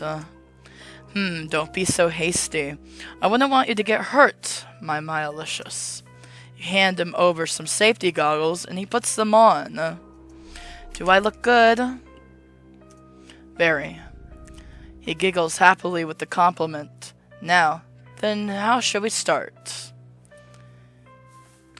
GHB is probably the most common one. We have the ingredients already. Luckily, you had experience with it before and knew what to do with the materials here. It seemed that it would be rather easy to make. I've always wanted to make chloroform as well, though it might not be that good in this situation. I suppose it would be different than in the movies. You might as well suffocate them with how long that would take. Unfortunately, I need him alive for the project.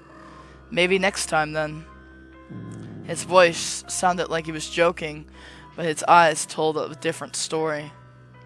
Maybe for fun, I'll show you how to make it in a bit. You pull out his silicone packet you had taken from the seaweed you had eaten earlier. I have to check if it's enough, but ketamine is fun to make as well. And as for this, you pull out another package from your pocket. Seems like it's pretty easy to get Raphanel, if you can pretend you need it for anxiety. You sure have very, varied interest. Oh, is there some hesitation I hear, my Milicious? It's a joke. You know I've only had admiration for you. Just thinking of Ryan's face after he realized what he's done is so... He drools hungrily. Tantalizing. You stretch out, preparing to teach Milo the ropes. Shall we? And then you add a couple of drops here, and then you put this concoction in here. I don't know how to make ketamine, guys. Sorry, if you need me for kidnapping people, I am not your person. I ain't about that. That's not the life I need right now. For a couple of days, you and Milo would sneak inside the labs. You had to be careful to clean up afterwards, but considering how secluded this lab was, nobody ever came in. Milo, as usual, was a fast learner. He picked up everything naturally. At the same time, you and Ryan finished your project together. You had convinced Ryan to have a drink once both of you had finished. A perfect opportunity. How surprising. I guess since we're almost done, he wants to celebrate early. I'll be a bit more careful this time, and you hold out some white powder to show Milo. Get a bit of vengeance too, then, Well, Milo, are you coming with? I need backup in case something goes wrong while we're ever talking. Actually, if you don't mind, may I do the honors? You tilt your head inquisitively. He wants to talk to Ryan. What a surprise. Are you sure, my Milicious? It would be terrible if you repeat of last time it happened. I'd rather you not get hurt. I won't let him get the best of me this time. I promise you, my Milicious. You see his eyes filled with determination. You can't seem to say no to that. All right, Milo, as you wish. We arrived at the bar that Ryan had invited us. Hey, it's... A fake smile dropped when he saw Milo had joined you. Wow, Ryan invited me out? What? You two. You looked at him condescendingly. Sorry, did you not think I would bring him? I thought it would be just us two, because we're actually worked on the project. Well, sorry about that. You smiled in a fake manner, and he glares at Milo. Milo doesn't even look at him as he scrolls through his phone. Ryan glares at him and turns to you. Ryan droops down closer to you and whispers, Mew, don't you think this is too much? I mean, all this for him? I'm not sure I like what you're trying to say, Ryan. I mean, the guy blew up a building for me in the last episode, so, sure. Ryan looks up suddenly to hear Milo laughing while looking on his phone. Never mind. What have you ever listened to me anyways? It'll end up badly, Thanks for the warning, but I know what I'm doing. He turns to the bartender to call out for our drinks. How nostalgic. It seems like you still remember my favorite. Well, yeah, I'm not a monster. The barkeep taps our drinks onto the counter and we cheer to finish our project. To us, and another year of our professors torturing us. He puts the glass to his lips. But before Ryan could drink, Milo slung his arm over the shoulder. What are you doing? This? Oh, this? I just want to thank you so much for helping my lover with this project. And after all, you really saved her grade, and I can't thank you enough. Despite how friendly his words seemed, there was an aftertaste of malice. Though it seemed like Ryan didn't pick up on it. Oh, it was nothing. Though that was not the reaction I was expecting. You planning something? Milo makes a quick expression of anger, before snapping back to his cheerful facade. What are you talking about? Do I look like the type to hold grudges? I can't be mad that the Galaxy's War is not at a Galaxy War fan. What, you want that too? Of course, what person wouldn't? In fact, there's a new preview earlier today. Really? Show me. Milo pulls up the preview and lets Ryan watch it on his phone, and uses the other hand to slip something into his drink. He winks at you mischievously before stirring it slightly as the preview ends. These previews are too short. Unfortunately, right. Guess we have to wait for the next one. But I shouldn't be interrupting your time together, so I'll just sit way over there, watching. He smiles as he walks away, but leaves shivers down Ryan's spine. He looks at his drink, then hesitantly looks at you. What's the matter, Ryan? Let's drink to our success. Right. He looks at it again, then closes his eyes and chugs it. He taps the glass on the table and walks off. Oh, where are you going, friend? I have class. Really? What was it that you used to say? That going to class is a waste of time? To say it nicely, that is. Why don't you just stay? His eyes flash a dangerous expression, and Ryan looks towards you. Milo, let's let him go. Just seeing his ugly face is enough to make me want to puke. You cling onto Milo's arm, and his face changes to an expression of adoration. Plus, if we leave now, then we could spend more time together, right? You trace your finger on his chest, and as Milo's eyes are fixed in worship on you, Ryan slips out the pack. My Milicious. Why didn't you just say so? Huh? Where did that rat Ryan go? Still focusing on him instead of me?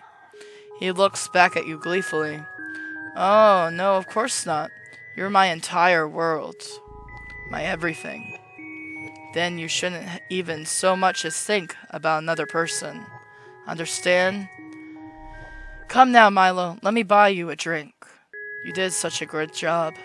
Dragging his attention away from Ryan, you meet Milo's gaze. You just want him to look at you. And only you. And so college life went as normal.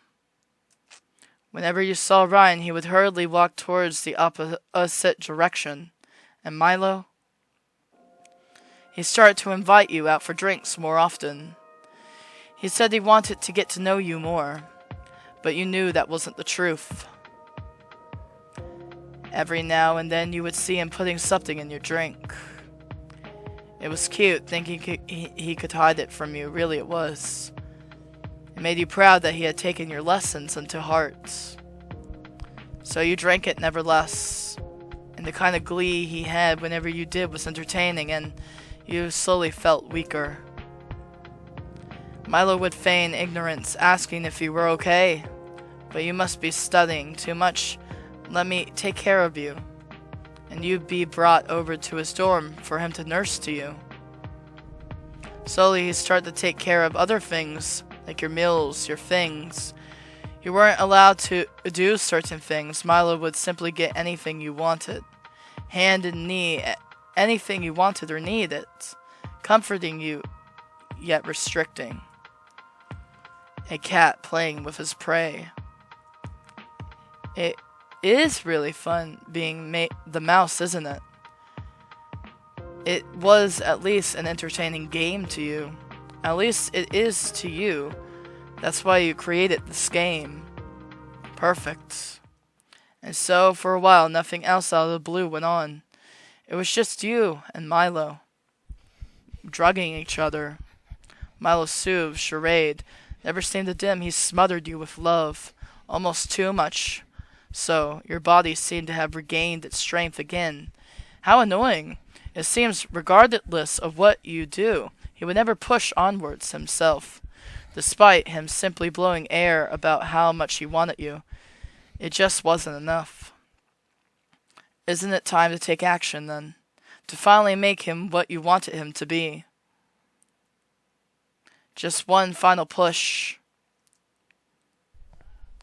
And then the decision. I think we read this before, though. If you were to leave, he looks at you again. I'll make sure I'm the only one that you will ever see. There's no way we would ever part, right? You breathed out slowly as you heard his words. Ah, poor simple Milo. His fate was sealed for good. Just one more push. I wish that were true, Milo. No, did I not take care of you enough? I'll change the way I look. Did I not take care of you enough? I get it. All the things I did, I should have practiced more. I understand how such filth like me properly compared to someone like you. Milo. I can't go back to the way that was. If you leave, it'll just hurt me again. Living every day as if it didn't matter, wondering why I even bothered to live. Huh. So I wonder, since I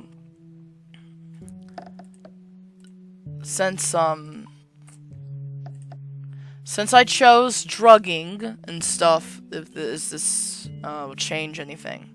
Protect me. No matter what, the world will always find a way to take us apart. It's cruel, isn't it? Then the solution is simple. Just make sure I can't be taken away.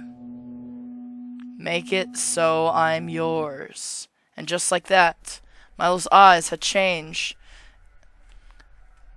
It felt as he would simply freeze in place looking at him. Yep, it's gonna change. I was foolish to think otherwise. You have always been the only one for me. I was foolish to think otherwise. I wonder if there's a way I can make you never forget me. So I'm always imprinted on your mind. You nearly laugh at the results that you had produced.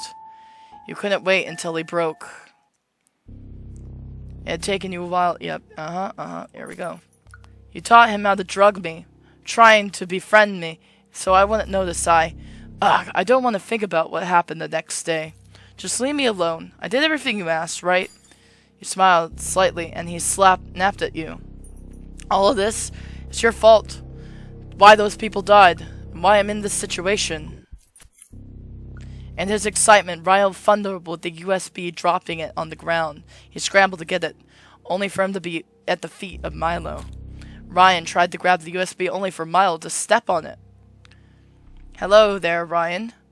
What do you think you're doing? Hello.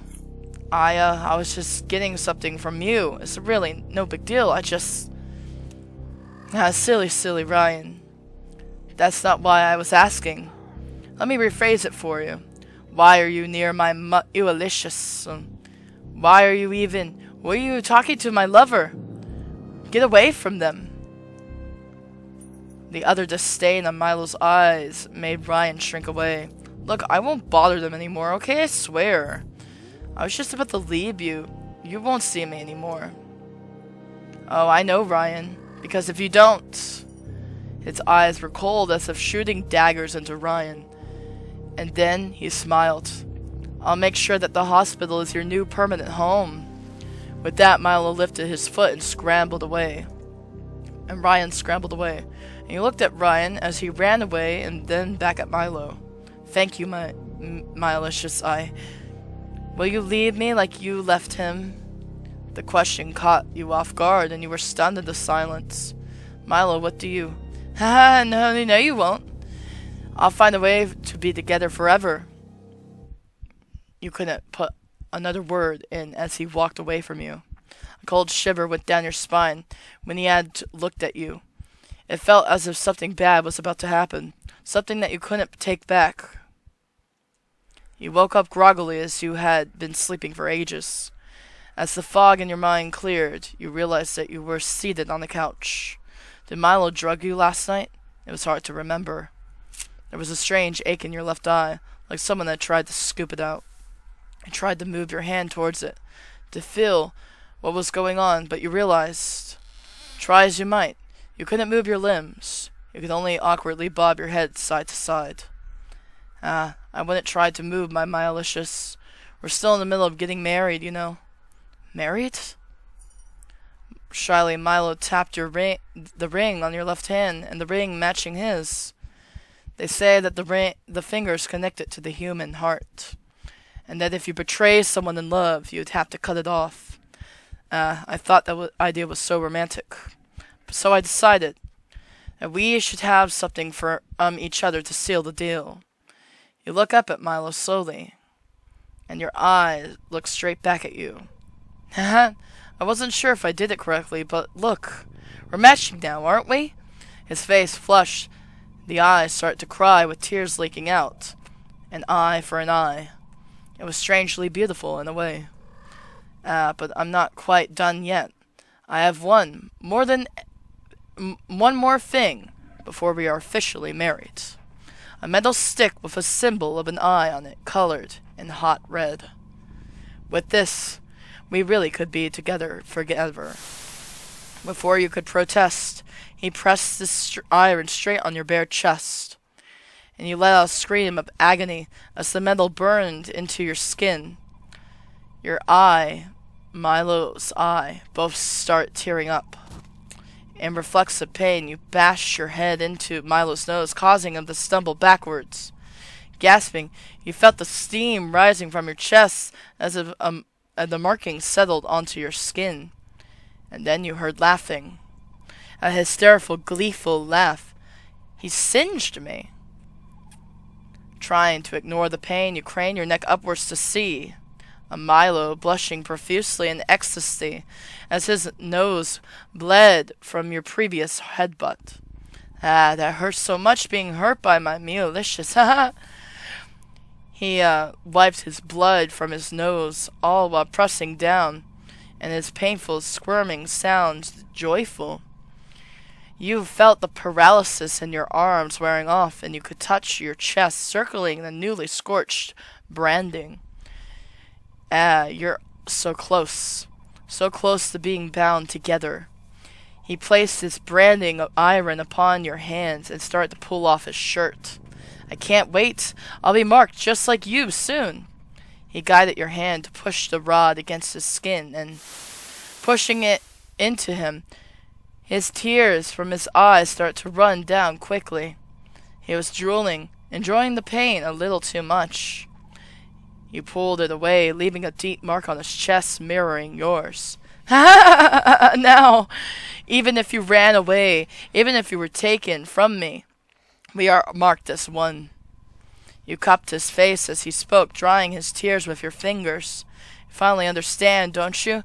The kind of love I was striving for. This is it. You understand, right? To be twisted into one, a cruel love to most, but to you, it was finally the perfect love you wanted. A married love, and... Oh, we got married? He branded me for life, his eye on my chest forever. How romantic, guys! Alright, let's get rid of them. He's gonna drug everybody now. This world is a cruel place, isn't it, my Meowlicious? All this rot that tries to tear us apart. Then there's only one thing for you to do. Destroy them all. When they're all gone, then I will be yours. And just like that, Milo's eyes had changed. You weren't sure, but it felt like a haunting red, ready to pick them off one by one. Milo, you understand what I mean, right? I'm sure if it ever comes to that, you'll know what to do. Of course, my Meowlicious, it's all so clear now. The only way to save you is to get rid of all of those that oppose us. I wonder what would be easier. Drugging the cafeteria food or just the water supply? You can't help but smile happily at the results. This next part will be fun. And then we find Ryan. Before he could celebrate any longer, though, Milo had grabbed his wrist. I like how there's different outcomes for the fight. Sometimes he gets the USB, sometimes the USB drops on the floor. And with a cold smile, he asks a simple question. Finally, what, Ryan? Ryan went pale, seeing Milo's smiling face loom over him. It's nothing, Milo, nothing at all. He croaked out an unconvincing lie. Then if that's the case, Milo leaned in only inches away from Ryan's face. I would appreciate that you never talk to my lover again. Milo lets go of his wrists, and as he shakes, Ryan runs away without turning back. He turns to you next. My Meowlicious, what were you two talking about? He said with a slight smile, but there was a coldness to it. It seems he wanted to take me back, to use me as some sort of toy again. But no matter how much I said no, he refused to let go. Thank goodness you showed up. All lies, of course, but Milo ate it up as if it were words of his god. He smiled, his eyes wide with an unsettled grin. I see. Then, I'm glad I was able to save you, then, my Meowlicious. Please don't worry. I'll make sure that something like this will never happen again. a quiet declaration with red burning in his eyes. Ever since Ryan ran away, Milo seemed to have been engrossed with a new hobby. As much as you tried to find out what he was doing, it seemed he was very seductive about it. "Ah, are you trying to find out what your present is going to be? It's a surprise for a reason," he would say in a sing-song manner, happy to see that you were so interested. He kept his gift under wraps, always checking his phone, as if he were watching and waiting for something. Humming happily as he continued scrolling through his phone, he would always talk about how excited he was to gift it to you and how much you would love it, until finally he was finished. As a surprise, he blindfolded you and brought you somewhere secret. "Ah, I'm so excited. I hope you like all of my hard work." Unveiling your eyes to behold, you stood in awe at what you saw. For a second you thought that there was a person sitting in a chair in front of you, but as you leaned in closer, you saw what it really was. It was a giant, jointed doll, an exact replica of Ryan. The skin, the eyes, the clothes, they all looked exactly like him. "Milo, this is amazing. How did you manage to look it so convincing?" "Oh, I just had some very good reference, let's say." He smiled happily, proud at the praise you'd given him. You inspected the doll closer. It was so lifelike. How did he do it? You realized immediately. His eyes were moving. The pupils dilated and expanding as if he were trying to communicate. His face seemed wet as if it were crying. Milo leaned closer to you. "I'm sorry though, my Mulicious. I'm actually ended up selling this one to a collector. I hope you're not too mad." You looked back at him and gave him a smile. "No, of course not, my Mulicious. How could I be mad at you?" As an apology, I'll make as many dolls as you'd like. Any friend, foe, classmate, professor, I can make anyone into a doll for you. Anyone you want." "Oh, how generous." "You know, I was just thinking, I'd like a nice doll of Desmond. Don't you think it would be a nice gift for his girlfriend? I think she would be thrilled at that kind of surprise. If that's what you wish, who am I to deny, my Mulicious?" You stared into his eyes. What a beautiful masterpiece you had made. A perfect doll maker just for you. Any person could become your doll, to break or to destroy, to make them cry of joy or fear. How delightful. Your hard work has spawned something so wonderful. Now you have your one and only perfect love. A doll's love and... Wow, that is the most unsettling one. It's interesting. In the most of the ends, it's honestly a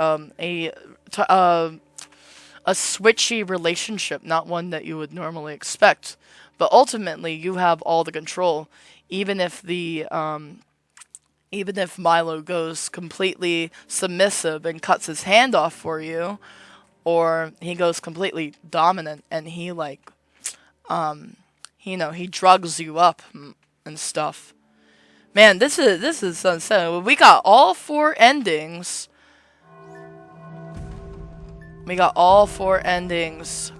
So now we got these. Ooh, I'm excited. I'm excited to see what's next, okay?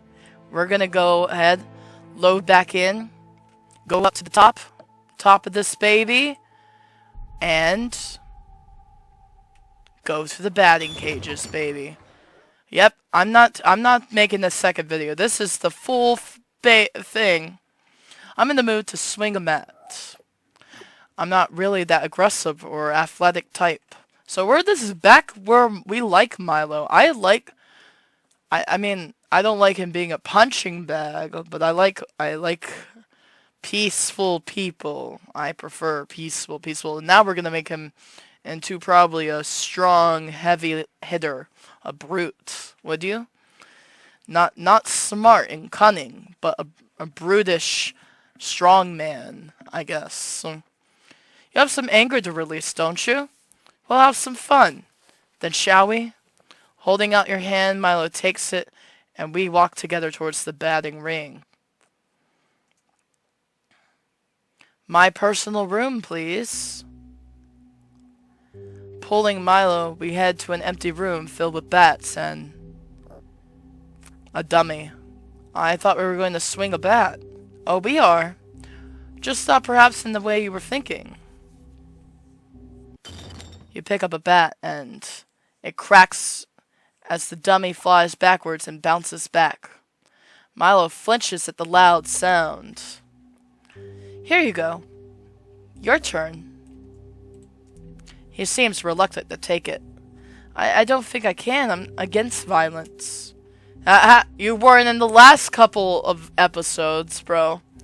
You were very violent. And we're just bringing it all out of you. My Milicious it's not against a real person, only a dummy. He placed the bat into his hand. There's nothing wrong with letting out your anger like this. You lean in closer to him. Aren't you angry at those bullies? How they always used you? How they always laughed behind your back, even though you've done nothing wrong? You didn't deserve it, and you never did. All you wanted was a peaceful life. That's how I felt. Is it not the same for you? Just let out your rage. He clenches his fist around the bat. You grin as he steps towards the dummy. Taking a step back, he clubs the dummy hard. And then again, and again. Why? Why do you always kick me? What have I done wrong? You think you know everything? Just die! Already! Almost in tears, Milo strikes the dummy over and over again. The rage in his eyes. You're thrilled beyond belief. Finally, after bludgeoning the dummy, he steps back, having to catch his breath. And one more strike, the bat shatters. He screams out, dropping the remains of the bat and clutching his hand. Milo, are you alright? Sorry, I went overboard. Huh? What are you sorry about? It's almost the most alive I've seen you. From your bag, you pull out some bandages. Give me your hands. He holds out his hand, blood stained, as you tend to the wound. I didn't think I had so much rage inside of me. It was scary, but it felt good. He looks at me, grinning shyly. Yeah, it felt really good. He looks down as if scared. I didn't scare you, did I? If I did, I promise I won't. My Milicious. There's no way I could be scared of you that easily. You're submissive as hell. Right now, at least. If anything, it makes me happy you're finally letting your anger out. This rule can be cruel, no? You wrap his hands around and around. I wonder if there will come a day when you and I would get attacked. What? Why would you think that? It's only natural. This world is filled with violence. One day you might have to strike back. But solving violence with violence, it's wrong, right? Not always. Don't think of it as violence. Think of it as self-defense.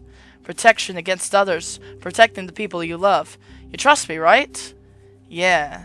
Then, please protect me if the situation arises. I will, I promise.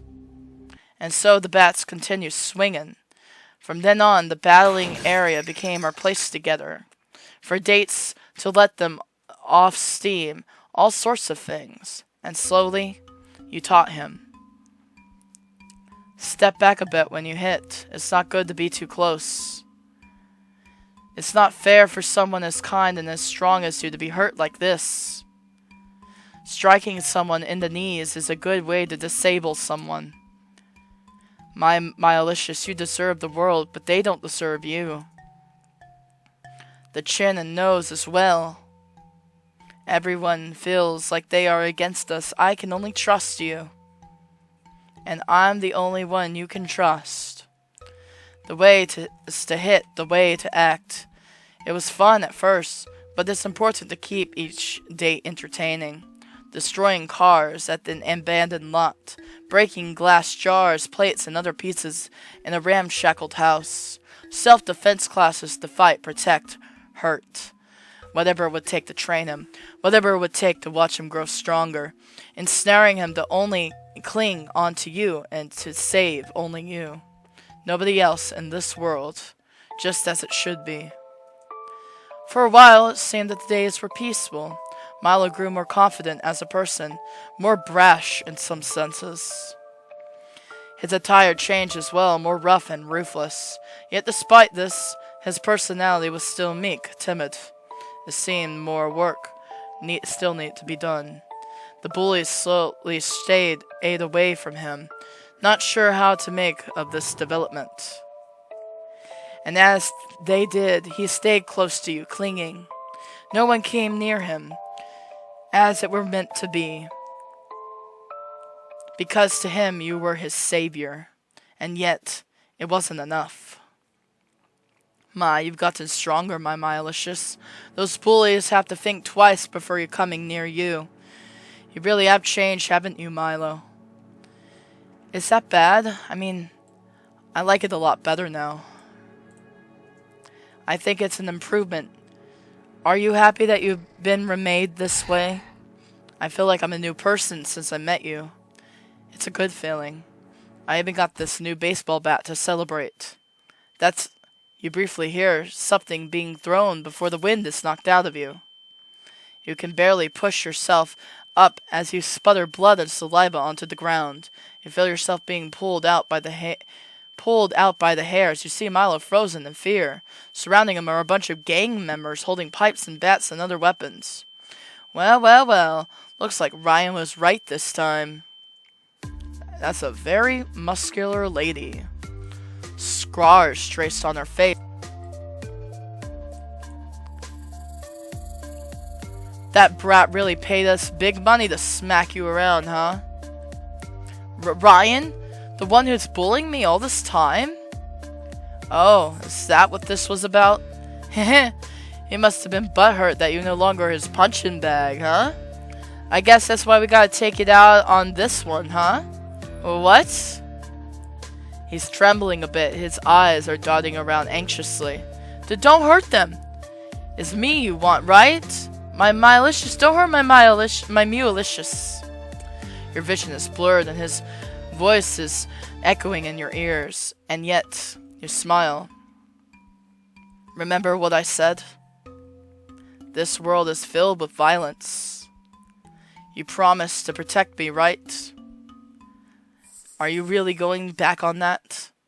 Oh, looks like your Milicious has some spunk. The next sound was broken scream as a bat cracked under her rib cage. From then, there was nothing but a massacre. The cracks of bones as the bat shattered, and the screams of begging as he took another victim. The sound splattered blood on the pavement below. Milo kept on bashing them over and over again. They tried to restrain him, keep him down, hit him, but he never flinched. The only thing he could think of was how to protect you. And soon, the gang member grabbing you was the last one standing. The scarred gang member flinched slightly, not expecting this meek man would put up such a fight. You smiled as you watched her quiver a bit, as Milo walked closer to her, holding a bit from side to side, dragging this new red bat across the floor. Its eyes focused on only her. She dropped you and ran, and you looked at Milo, covered in red. Its eyes weren't one of a human anymore. Milo, my Milicious. Come on, let's go. You dragged him away from the scene as best you could. You could feel him shaking a bit. Finally, he spoke. So sorry. You protected me, my Milicious. Why are you apologizing? It's Ryan's fault, anyways. Didn't you hear what she said?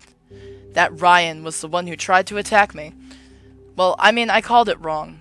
Because, he didn't end up drugging him. It was Ryan all along who drugged me. So that prediction went out the window. Now, Ryan sent a gang leader after me? What the hell? All because I tried to help you. Well, Ryan,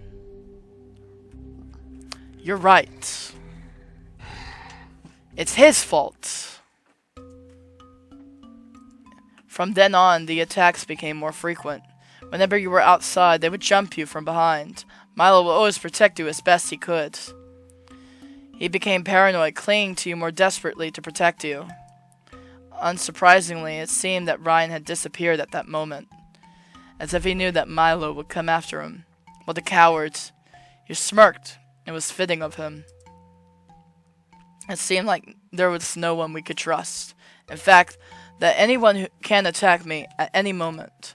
We can only trust each other. Of course, I won't let them hurt you. I won't let anyone hurt you. Once again, you were surrounded by the bodies of gang members sent to harass you.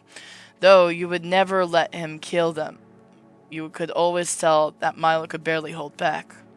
It's unfortunate that the police couldn't help us. In the end, the only one I can trust is you. Really? Really? The police can't help? Jeez! No surprise, every stalker game, the police are never there for you. Well, oh my gosh. The police can't help literally brutal attacks. What are they good for? What are they doing with their time? If they cannot stop, like, attacks, people from attacking you, if they cannot stop, if they cannot persecute the people who have assaulted you, what are they for? What are they for? Seriously. I will protect you until the end. Just knowing that there are police in this world is just a thing. I know you will, my Milicious. He smiled as if we were looking at the only thing that mattered. The barrage of attackers seemed to have lessened. I think Ryan is starting to realize that brute force isn't going to cut it. But he'll have to come out eventually. In our class, he and I are assigned a project together. I'm going to kill that bastard after what he's done to you. You walked at him, stroking his cheek and calming him down.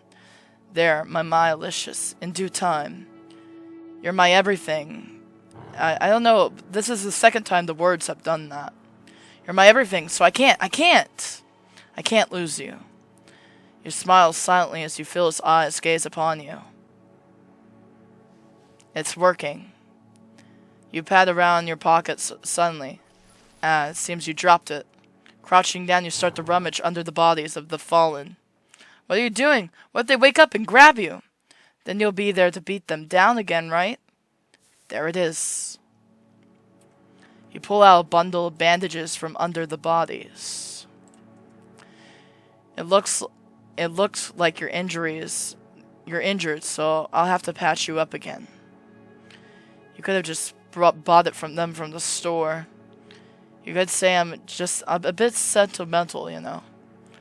These ones are special. It's the same roll that I first patched you up with. What? You kept that? He seemed flustered as you bandage his arms once more. Of course, it was the first date we ever had. After finishing, you pull at his arm. Walk me home, alright? And so he walked you back to your dorm, safe and sound. God, that kid was rough. I thought we were going against a college student. Is everything alright? Did you get the cash? Yeah, that one slipped it under when they picked up the bandages. That one is a real freak who hires people to attack him. Oh my god! I'm hiring people to attack myself? What a plot twist! I mean, Ryan probably definitely drugged us, right? Because, I mean, apparently, the guy that Milo didn't know how to drug people, you know, unless he bought, like, roofies or something.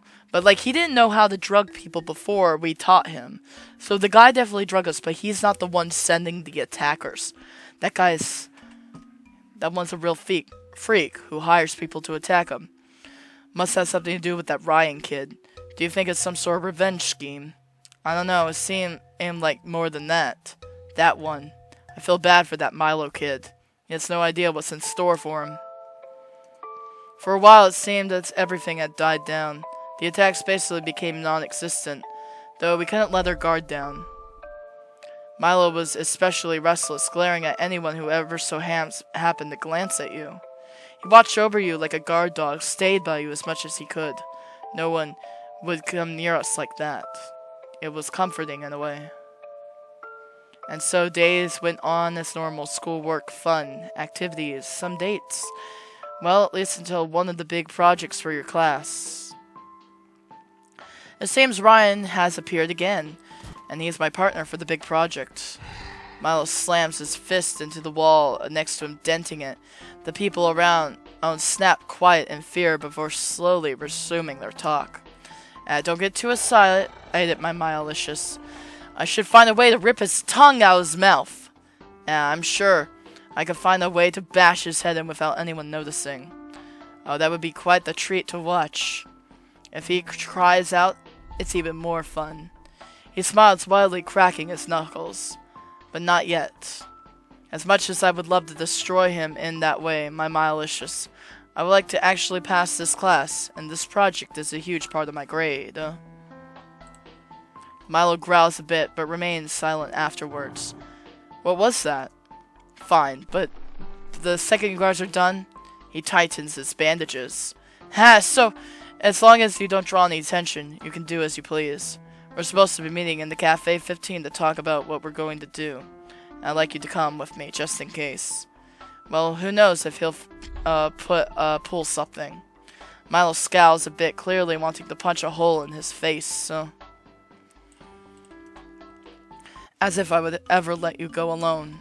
You're mine. And I won't let anyone touch you. The response sends shivers down your spine. You trained him a little too well. As we walk in, we see Ryan sitting at one of the booths. His face twists from contempt to annoyance when he sees that Milo has entered with you. Strange. He's not in our group, is he? Milo and I are a package deal. Oh. Or are you just jealous you suddenly became third wheel? Ryan looks as if he wants to lunge at you, but Milo leans forward. He wraps his arms around you as if to warn him. Touch a single hair on their head and I'll snap your neck. Ryan hesitates and leans back down. Whatever, let's just hurry up and get this project finished. For the next couple hours, you and Ryan plan out your project. But underneath it all, it felt like you were pointing yes. Well, living under threat of violence was something to be angry about. Milo would watch silently as we talked with each other. His arms crossed, leaning back, glaring at Ryan. Like he would slam his head into the table at any moment.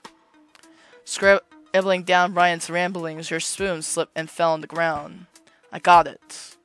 Milo leans down under the table to grab it, not before bumping his head against it a bit. He gently places the spoon into your hand before glaring at Ryan. What are you looking at? Ugh, this lovey-dovey crap makes me want to barf. His hand taps on the table a bit before looking at his phone. His eyes dart around for a second before standing. Well, I got a jet. See you losers later. Grabbing his backpack, he leaves the two of us alone. Finally. You chug down the glass of water after he leaves and slam it on the table. Somehow it tastes bitter, like your disgust for him. Yeah. He'd even pay his portion of the bill. What a lowlife. Don't worry, I'll make him pay. Though I might break some bones along the way. Forget it, then. I need him alive so he doesn't make me do all the work. That's disappointing. Sighing, you fork over the money, and you and Milo head back. Let's walk back to the dorms. I have to get some stuff before the next class. Milo nods and holds you as you walk. But as you walk, something doesn't feel right. You start to falter, your legs feeling weak, and my Milicious, everything goes dark. Wow, everything has changed. You stare at the ceiling, Milo seems to have been by your side, holding and stroking your hair and your hand gently. Please, please, my Meowlicious. You can feel his warm hand shaking as you place your other hand on him. His eyes snapped open, and he happily holds your face to his face. Thank God, thank God! Despite how gruff he acts normally, he is always soft for you. My Meowlicious, what happened? You passed out suddenly after we left the cafe. Did I now? You recall Ryan tapping his fingers against his table. His eyes were darting at the class. Oh, I see what happened. Ha, that snake really has it out for me, huh? What did he do? He clutches onto your hand tighter, almost crushing it before loosening. Sorry, Don't worry. You'll be able to use that anger soon. It seems that Ryan must have drugged me. It must have been the water. Dropping my spoon was the perfect opportunity for him to do so. How oddly clever for him. First he sends gang members after us. Now he drugs you? He punches the bed, and you can feel it creak in agony. Disgusting. He doesn't know how to leave it alone, huh? Well, he should be given a taste of his own. Oh my God, what if I drugged myself? What if I drugged myself for this whole elaborate situation? You tap his forehead as you think, would make Ryan suffer more. Because it wasn't me I dropped the spoon, maybe on purpose, and drugged myself just to set Ryan up. I know how we know how we like to set people up. That's why we lied to that other girl about what we saw that girl do with the USB.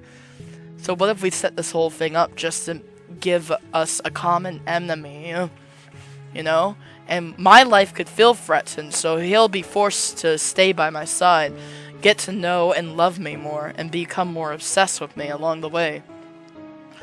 Drugging him back will be ample payback. You have the access to the chemistry lab. Watching Brian shudder as his body collapsed on himself, as he did to you, would be entertaining.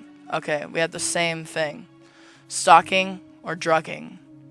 Choices. But now we have this character, who is completely different from smooth, charismatic Milo. Alright. What's the best way to get payback? Alright. I like keeping these saves. They're like my trophies. Okay. It would be to stalk him. Again, I'll go stalking way first. We would catch us easily. Stalking him is the way to go. Stalking him? I understand. Let's find the best time to ambush. That's right, my Meowlicious. Stalking has so many different applications. How useful. Wouldn't it be fun to have a stakeout together? Together? He fidgets with his hands in nervous happiness. How cute. Even with this more violent nature, he still maintains his romantic side. You walk around your dorm trying to look for what you might need for this endeavor. You think carefully about what you would need to stalk Ryan. Cameras, darker clothing. Well, we used to date, so I know his schedule. Should be easy. I see him tense up as this new information. What? A mix of fear and jealousy clouds his eyes. What a cute reaction. My Meowlicious, are you jealous? Afraid he might take you away from me? I would never let you escape me. You're mine, you know. It's just a jest, my Meowlicious. As if I ever go back to him. We were just toying with each other anyways, him more than me. It was all lies anyway, just something to kill time. But it was obvious that Milo wouldn't let this go easily.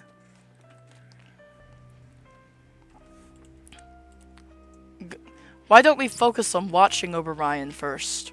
Or would you rather stalk me instead? You said it as if it were a joke, but you watch as Milo's eyes widen. Cute. But we'd have to be a bit more hidden, so I got this. You pulled out some matching hats that you had gotten. I think you would look good in them. This is so... Do you not like my gift, Milo? He hugged it close to his chest, almost in a childish manner. No, this is mine now. Oh, how cute.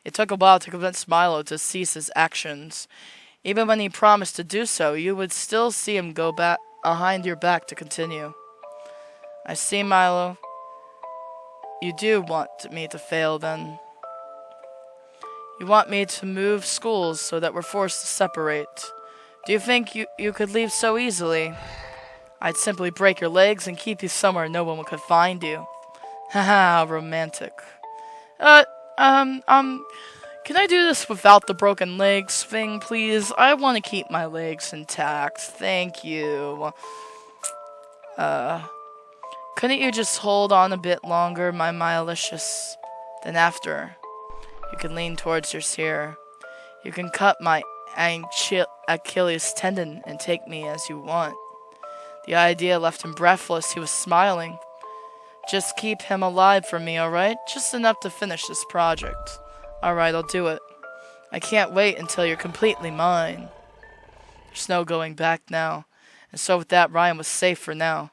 And you were his well-guarded treasure. Milo stopped his threats for now, but the frequency of breaking in would increase. Always contemplating if he should take you right now, as you slept peacefully.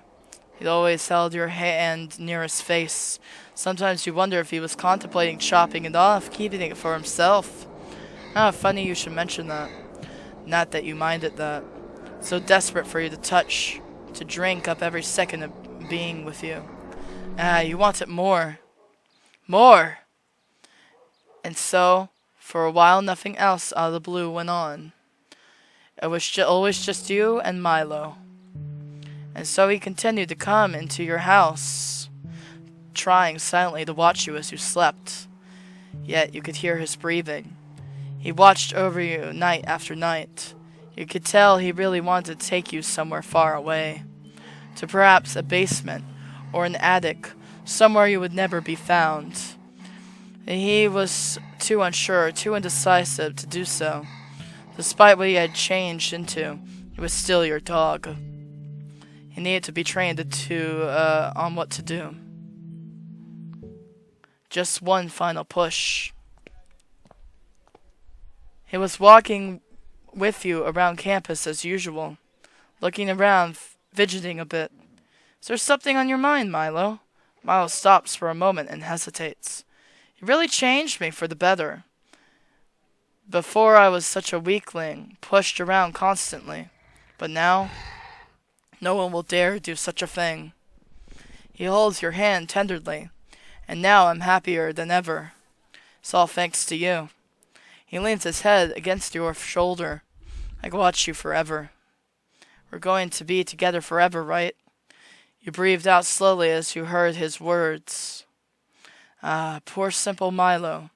His fate was sealed for good. Just one more push. I wish that were true, Milo, that we could be together until our graves. But let's be honest here, my Milicious. What do you really think that will happen?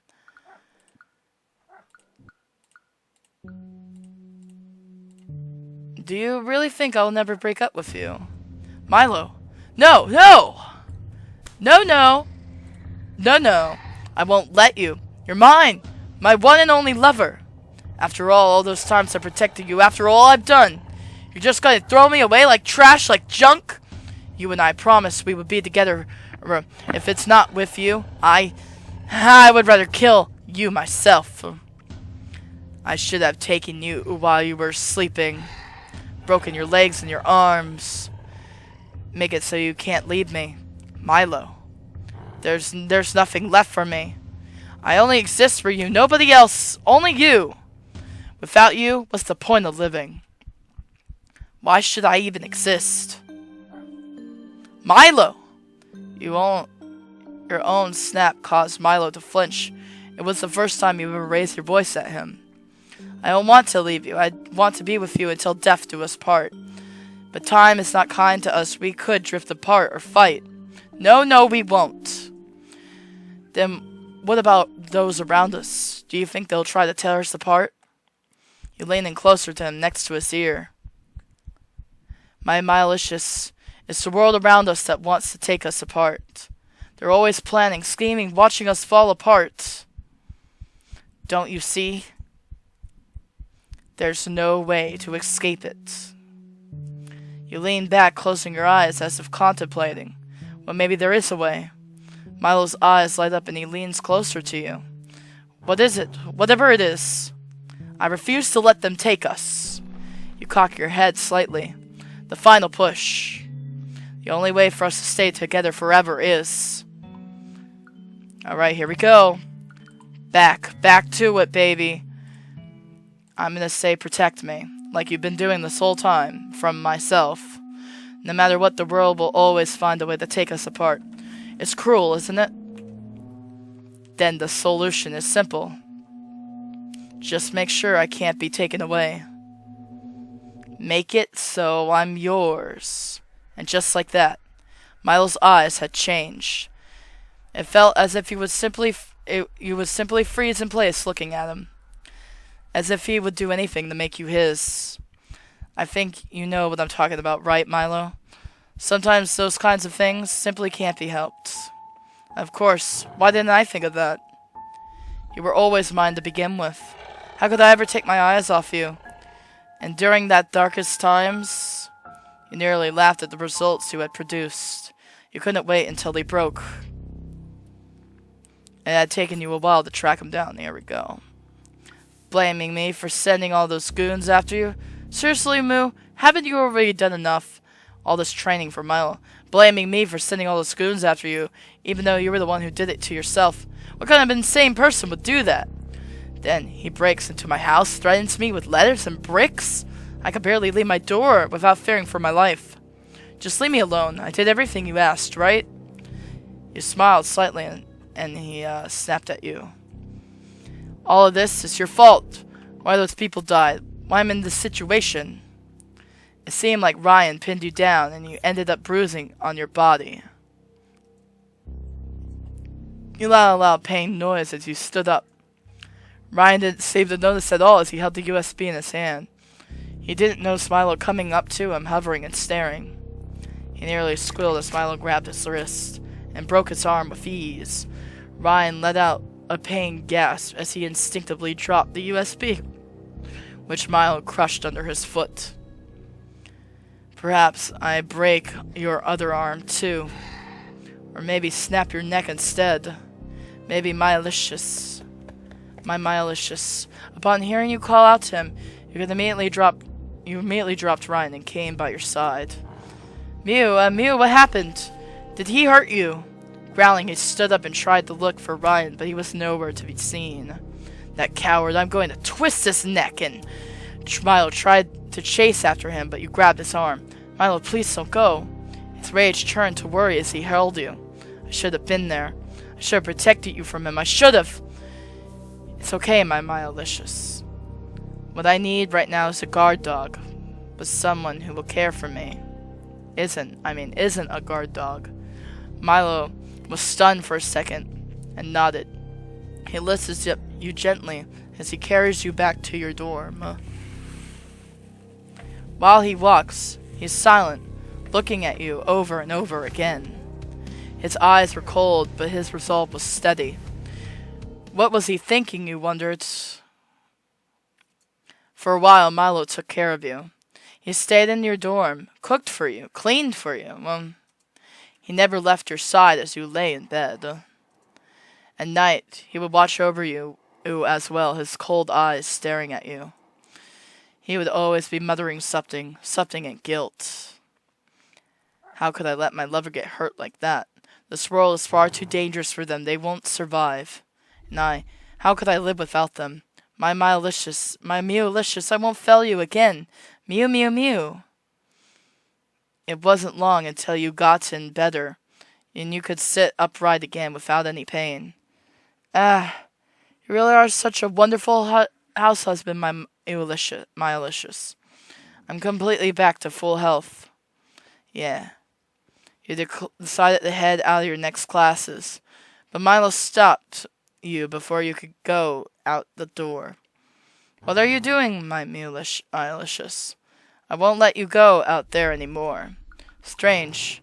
Didn't I I won't let you go out there anymore. Strange, didn't I just...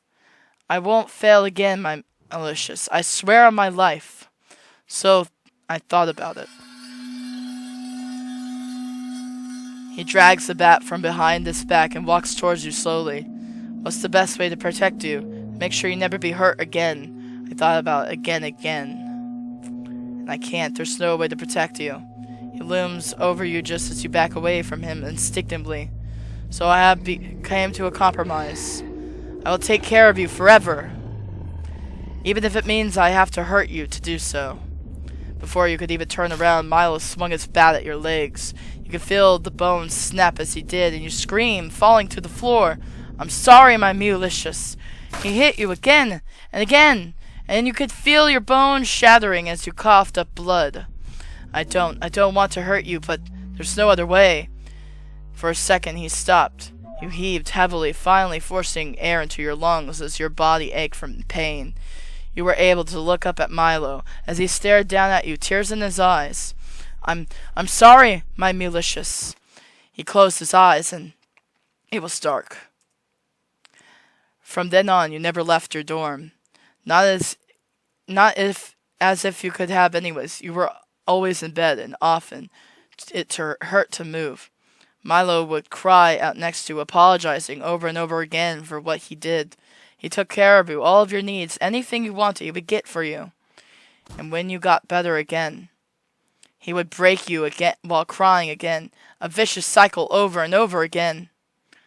He held your hand as he sobbed loudly. I'm sorry. Even if you hate me, I can't. He lifted your hand. Milo flinched it, as if expecting you would hit him. But instead you caressed his face, and after a shock, he kissed your hand.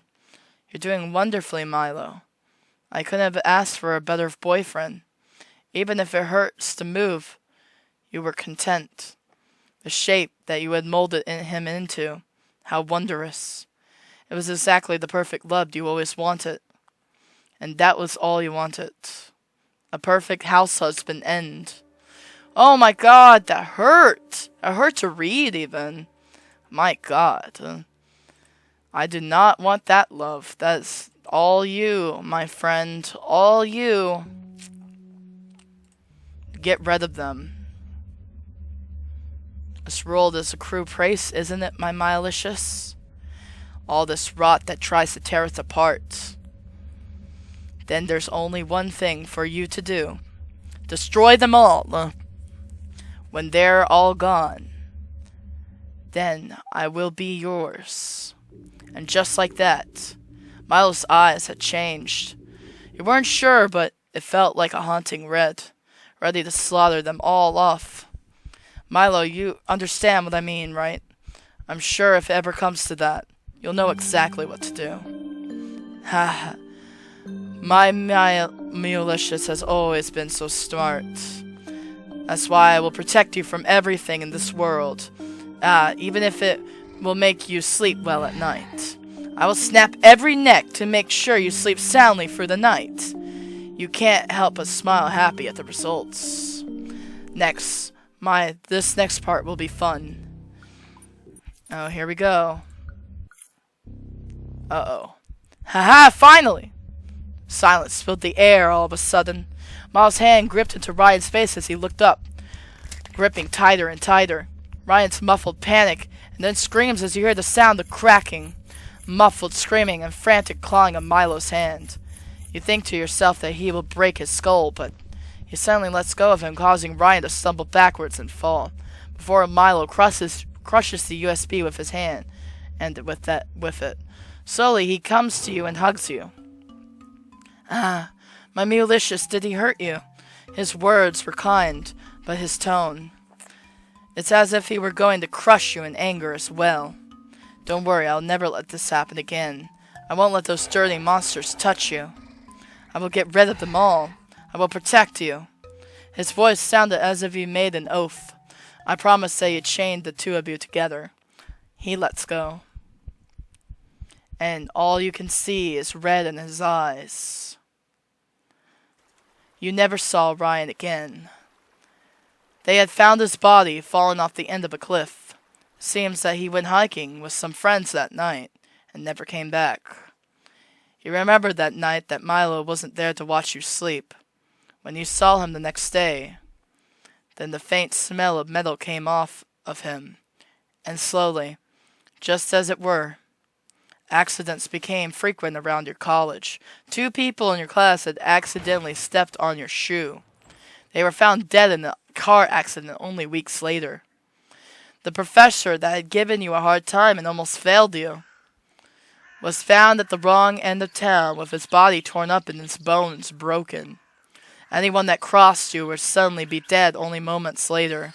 And at night, you would find Milo drenched in red, sitting watching you, the blood on his face shining from the lights outside. These coincidences, these accidents, it became obvious that they were anything but. And slowly the college became paranoid of who would be the next victim. The Blood Eye Killer, they called him, with etchings of the eye drawn in a circle, drawn in a red marker. The eyes that watched over you every night, the eyes of the person who protected you. The police came to gather, questioning the students around them, desperate to find the killer. When they had questioned you, though, it was quite frightening. I was working on a project with the first victim a while ago, though I did hear that he had pissed off a lot of people. I didn't think it would end like this. Is there someone that I could find to be the killer? Why would I think of something like that? No one comes to mind that I could think of. Really, there's nothing to worry about. Whatever was left of the quiet, shy Milo was made into a killer to protect you. He would do anything to protect you, anything to make you safe. All those bodies were simply collateral, disposable things to create the love you deserved. Truly, this was the perfect love you wanted all along. The perfect killer end. Oh my god, bro. Serial killer end. I was expecting it. Okay, now we have to tell him that it's time to drug him. Drug him time. I wonder how the endings were changed, because the endings have been so diverse, but I knew there was a serial killer and I knew it. I knew it. Wouldn't it be fun to give him a taste of his own medicine? Drugging him. I'd rather just break his legs. Oh, my mulicious, that does sound like fun. But sometimes it would be good to be a little more smart about it. Just thinking of it as a study date. It'll be fun learning how to drug people. Study date? You can feel his hand warming up as he considers the date. Well then, shall we have fun on our date? Let's get going then. Despite feeling the effects, you refuse to show weakness and stand up. You think of Brian's face in agony and smile as Milo follows you out of the dorm. You walk with Milo to a seemingly quiet part of campus. Unlocking an abandoned lab, Milo trails below you. My Mulicious is very clever. I didn't even know you had access to his lab. One of the professors here is very kind to let me use his key and stuff. As if that were true, you had swiped it off another student while they weren't looking and made a copy. He hugged into you suddenly, startling you. My lover, you really are amazing. Even after being attacked day after day, you're so strong. It's only because of you, my Mulicious, that I was able to stay strong. Waltzing into the lab, the beakers and other glass tubes stood watching us. Well then, let's get started. You think back to what it felt like when you were drugged, dizziness, a bit drowsy. And the way he did it so fast, and the fact that you couldn't see it in the water. Looks like that bastard learned from before, and actually made the proper doses of GHB. So that's what he drugged you with? He picks up a chair and throws it at the ground, bouncing and marking the wall. I won't let him get away with this. You want to stop him, but you felt dizzy and held on to him. My Mulicious, are you okay? It seems the drugs still have a bit of a side effect to him. You held yourself steady as Milo gently helps you stand. You should rest. No, I have to stop Ryan from doing this again. Here, take this first. You hand him some safety glasses, which he fumbles with awkwardly. I feel stupid. Really, I think you look quite nice. You wink at him, causing him to get all flustered. Let's get started. GHB is probably the most common one. We have the ingredients already.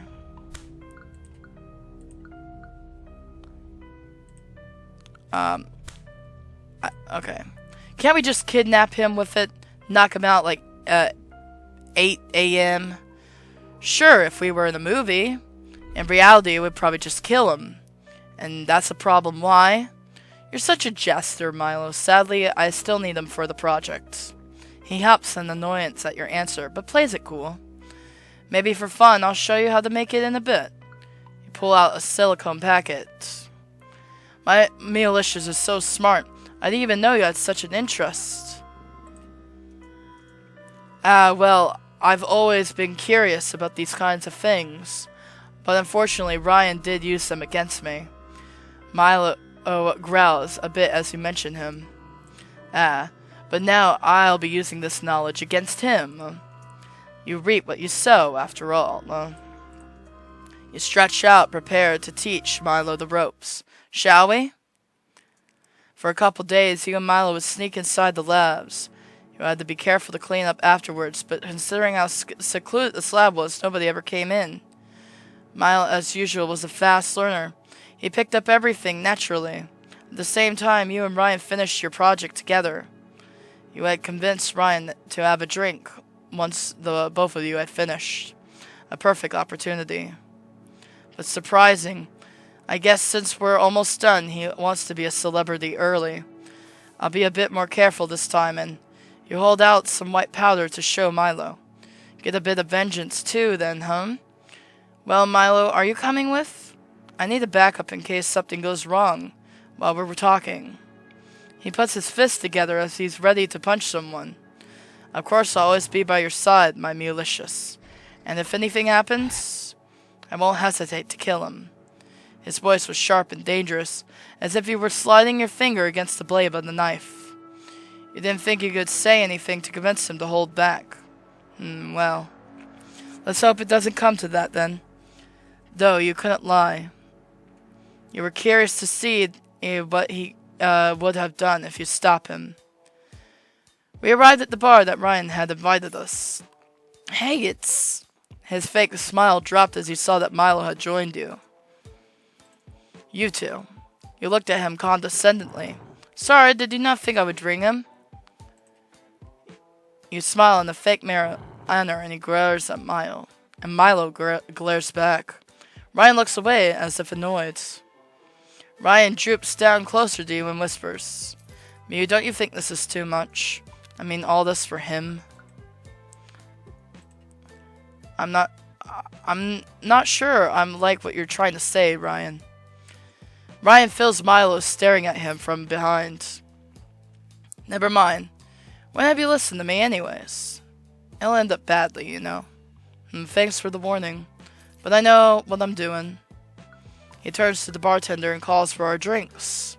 You grab the edge of the glass before he can drink.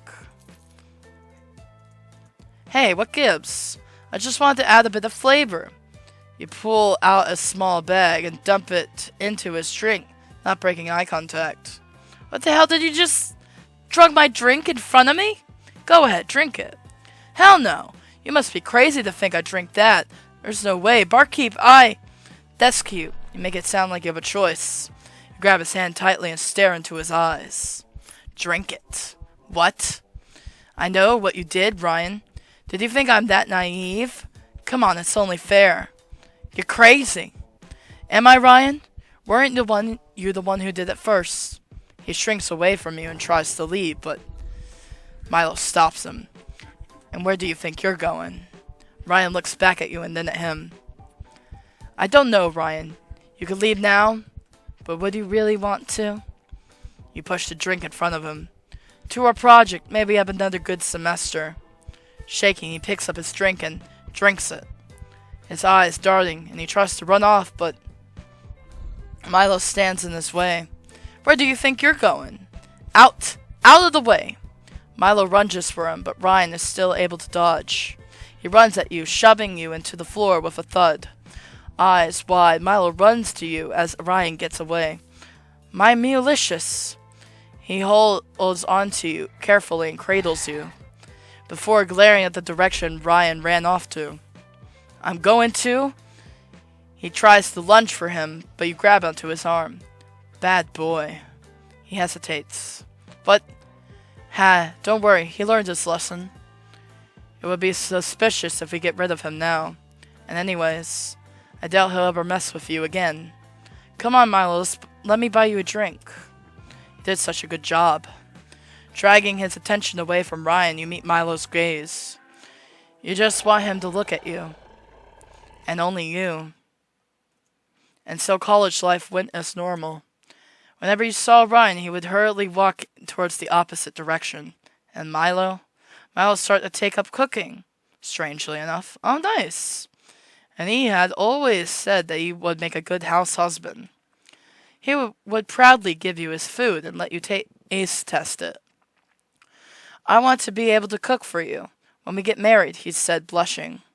Every dish he made was more delicious than the last. But you start to realize, what are you going? Don't you remember you have classes today? Huh? Lunch? What are you talking about? It's almost dinner. Are you doing okay? Let me take you back to your dorm. You've been feeling a bit off lately. That your memory was deteriorating. Something he must have done. He was using your lesson as well, wasn't he? And while Milo was concerned over you, you could feel him smiling at the results. A protective dog looking after his master. And you couldn't be happier. And so, for a while, nothing else out of the blue went on. And it was always just you and Milo. Weirdly enough, Milo seemed to cook for you less and less. And that strange fog that had gotten you before was slowly lifting. And it was infuriating you. More affectionate he was, hugging and clinging to you, as if he were resisting it, as if he was stopping himself. How sweet, how cute, how lovely, how kind, how weak, how pathetic, how insufferable, how disgusting. Ha! So close to creating the perfect love, and yet he wasn't backing out. He was backing out? It seemed to you, despite how much he had changed, the old meek Milo was still holding himself back. How sad. It seems you pushed him enough. You haven't pushed him. You had to break him. Well then, there was only one thing to do. Push him to the brink. Just one final push. He was walking with you across campus as usual, looking around, fidgeting a bit. Is there something on your mind, Milo? Milo stops for a moment and hesitates. It really changed me for the better. Before I was such a weakling pushed around constantly, but now no one will dare do such a thing. He holds your hand tenderly, and now I'm happier than ever. It's all thanks to you. He leans his head back against your shoulder. I want to make you mine. We're going to be together forever, right? You breathed out slowly as you heard his words. I knew it. I should have put a higher dosage. Wouldn't you just rely only on me then? So I could always take care of you? So I would be your entire world. Milo, there's nothing left for me. Okay, here we go. The final stretch for the ends. To protect me. No matter what, the world will always find a way to take us apart. It's cruel, isn't it? Then the solution is simple. Just make sure I can't be taken away. Make it so I'm yours. And just like that, Milo's eyes had changed. It felt as if he would simply freeze in pace looking at him, as if he would do anything to make you his. I think you know what I'm talking about, right, Milo? You were always mine to begin with. I should have just taken you earlier, to somewhere no one else can find you. You nearly laugh at the results that you had produced. You couldn't wait until he broke. It had taken you a while to track him down. Forcing me to drug you to make me drink that with Milo there? What kind of insane person would do that? Oh wow, I forced him to drug me, of course. Seriously, what's wrong with you? Just leave me alone. I did everything you asked, alright? Ha, finally. Something loomed over Ryan as he laughed. You could feel Ryan shudder as he felt a presence behind him. The air was heavy and thick, as if everything F was steeped in poison. Milo's eyes weren't the one of humans anymore. Instead of something far more sinister. Ryan opened his mouth as if to come up with some excuse, but before he could say anything, Milo pulled out his back. And without another word, swung it towards his legs, and the sound of his bones splinter filled the air. There was a blood-curdling scream as he grabbed his leg in agony. The sound of howling pain echoed in the air. Ah, how unfortunate for you. You noticed out of the corner of your eye a shadow of people come to see the commotion. We have to go, Milo. They're going to find us. Milo turned to the shaking Ryan, grabbing his collar. If you tell anyone else about this, your skull will be the next baseball for me to hit. Throwing him onto the ground, you and Milo made your escape. After escaping from the scene, you and felt Milo's gaze burning through you. And I think we're far away enough.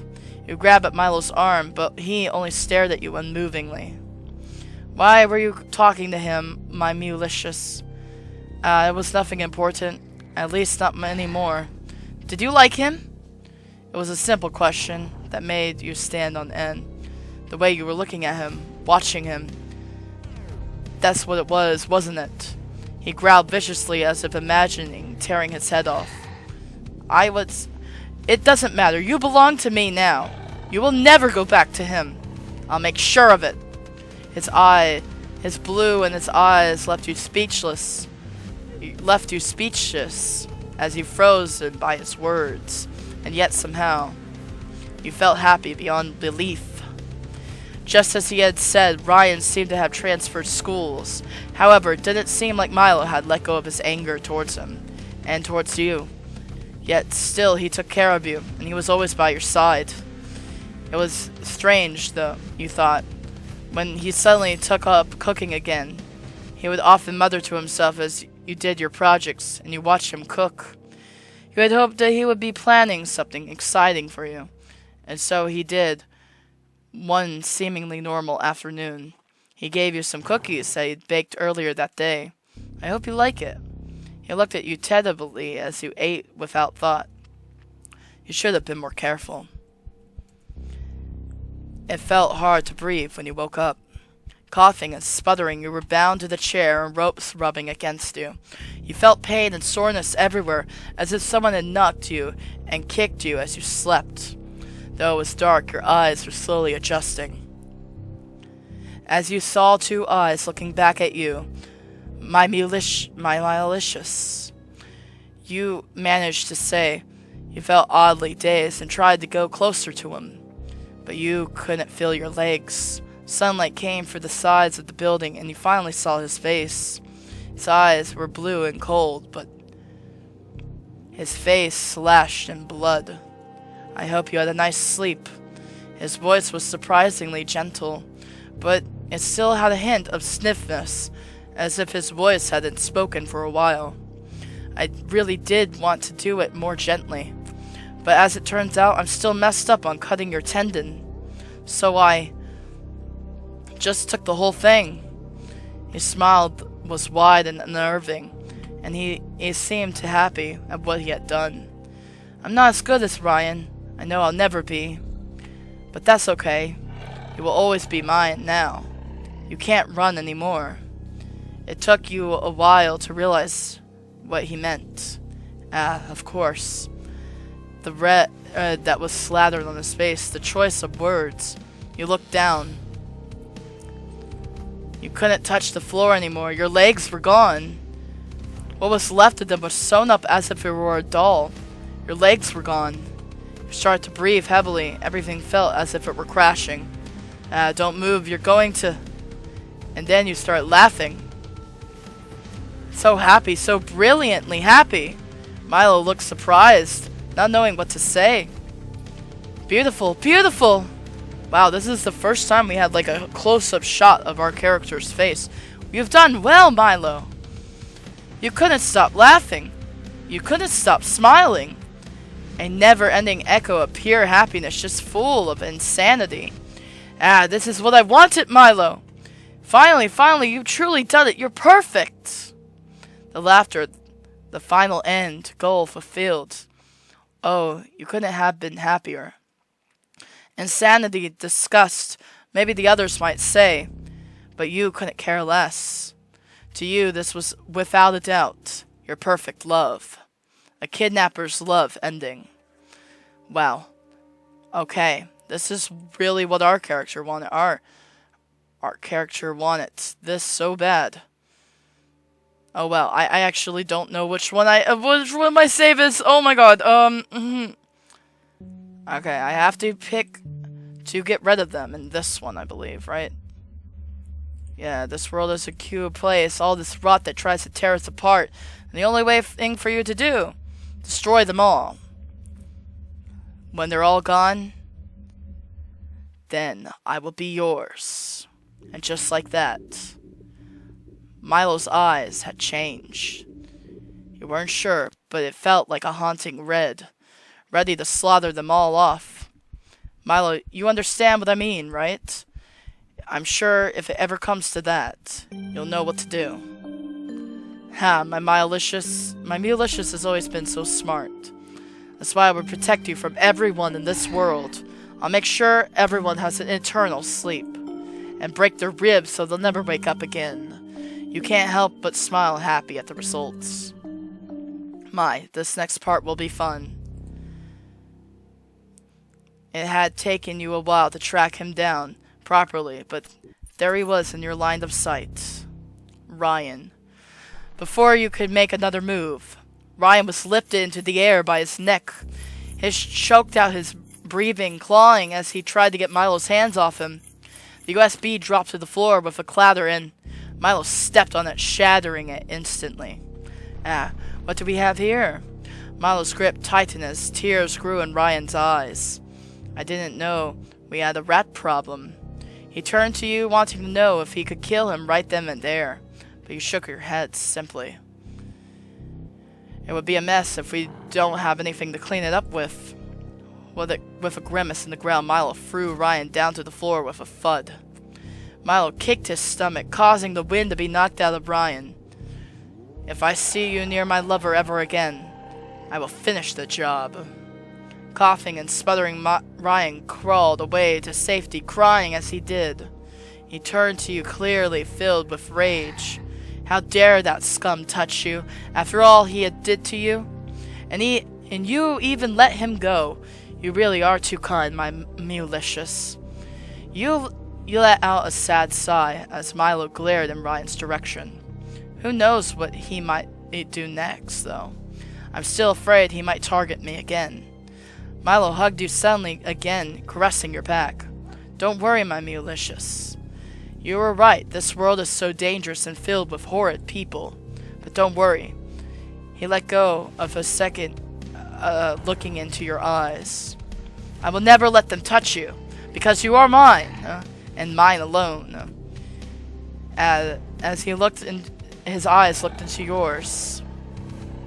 It felt as if he could feel the heat from his burning red eyes. For a while you wondered about the whereabouts of Ryan.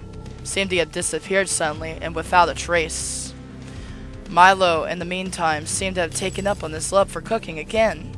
He had promised you an exciting meal for your two's anniversary together. I promise that will be something special, my Mulicious, something that you will never forget. It was strange, though. We had never seen him so excited before. You wondered what he had in store for you. Despite you trying to look around, it seemed Milo was determined to keep it a surprise. And so you waited. Then, on your anniversary, you found him inside of your dorm. How strange, you thought. You never gave him a copy of your key. With his apron and candlelit lighting, he eagerly waited for you to sit down.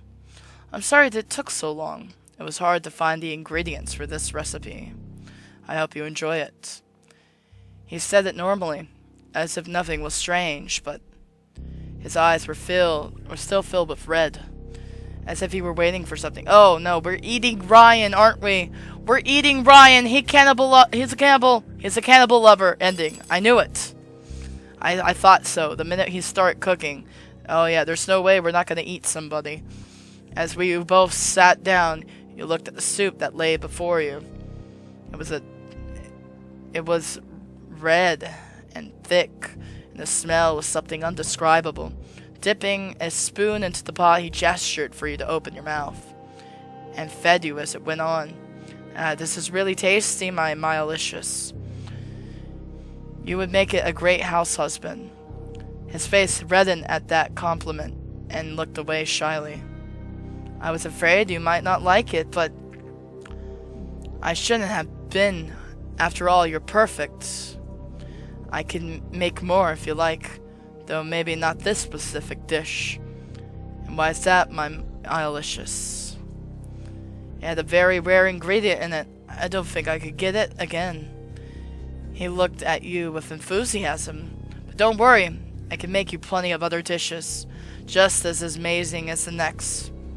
As he smiled, you saw something move inside of the soup. It looked at you, as if it were afraid. It took you a second and you recognized the color of it. Ryan's eye. And another inside the spoon that Milo was trying to feed you. A pause. Milo seemed to shrink away for a second. Sorry, is something? No, Milo. Nothing's wrong. You couldn't help but smile as you took a bite. Of course, I have no doubt, my Milicious. I can't wait until you cook your next rare meal. How tasty. You really have finally made it. Such a wonderful flavor he was. Your perfect love. A cannibal love's ending. Yep, I knew it. Dang. So, I want to look at something before I end this video. Yeah, this is really wow. Wow, what a game. What a game. We found all the endings. Wow. What a game. Love it. Love it. I love it. Yeah, I feel like there's 8 endings and they said 1 true ending. So is there an ending that I feel like maybe this is the true ending. Oh, you get to see how he is. Oh, cool. Taken. I think Taken's the true ending for this. You love that one. Because that's the one that you love the most.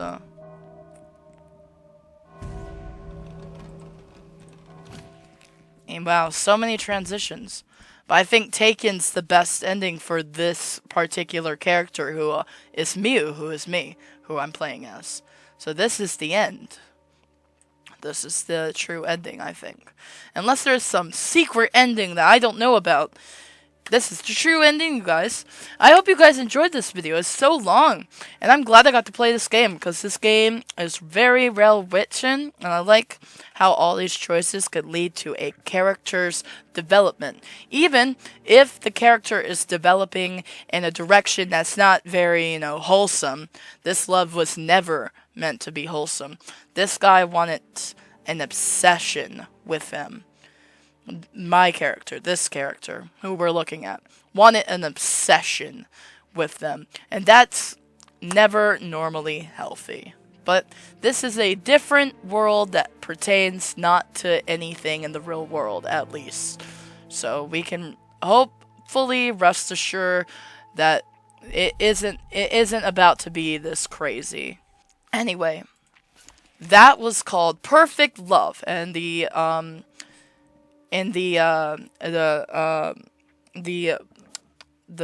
creator, the game is linked in the description below if you want to check it out, read it yourself. Reading it for yourself could be a different experience than watching me, but, I hope you guys enjoyed this. I'm glad you got to come and enjoy this. Thank you so much for watching, and I will see you in the next video. Alright.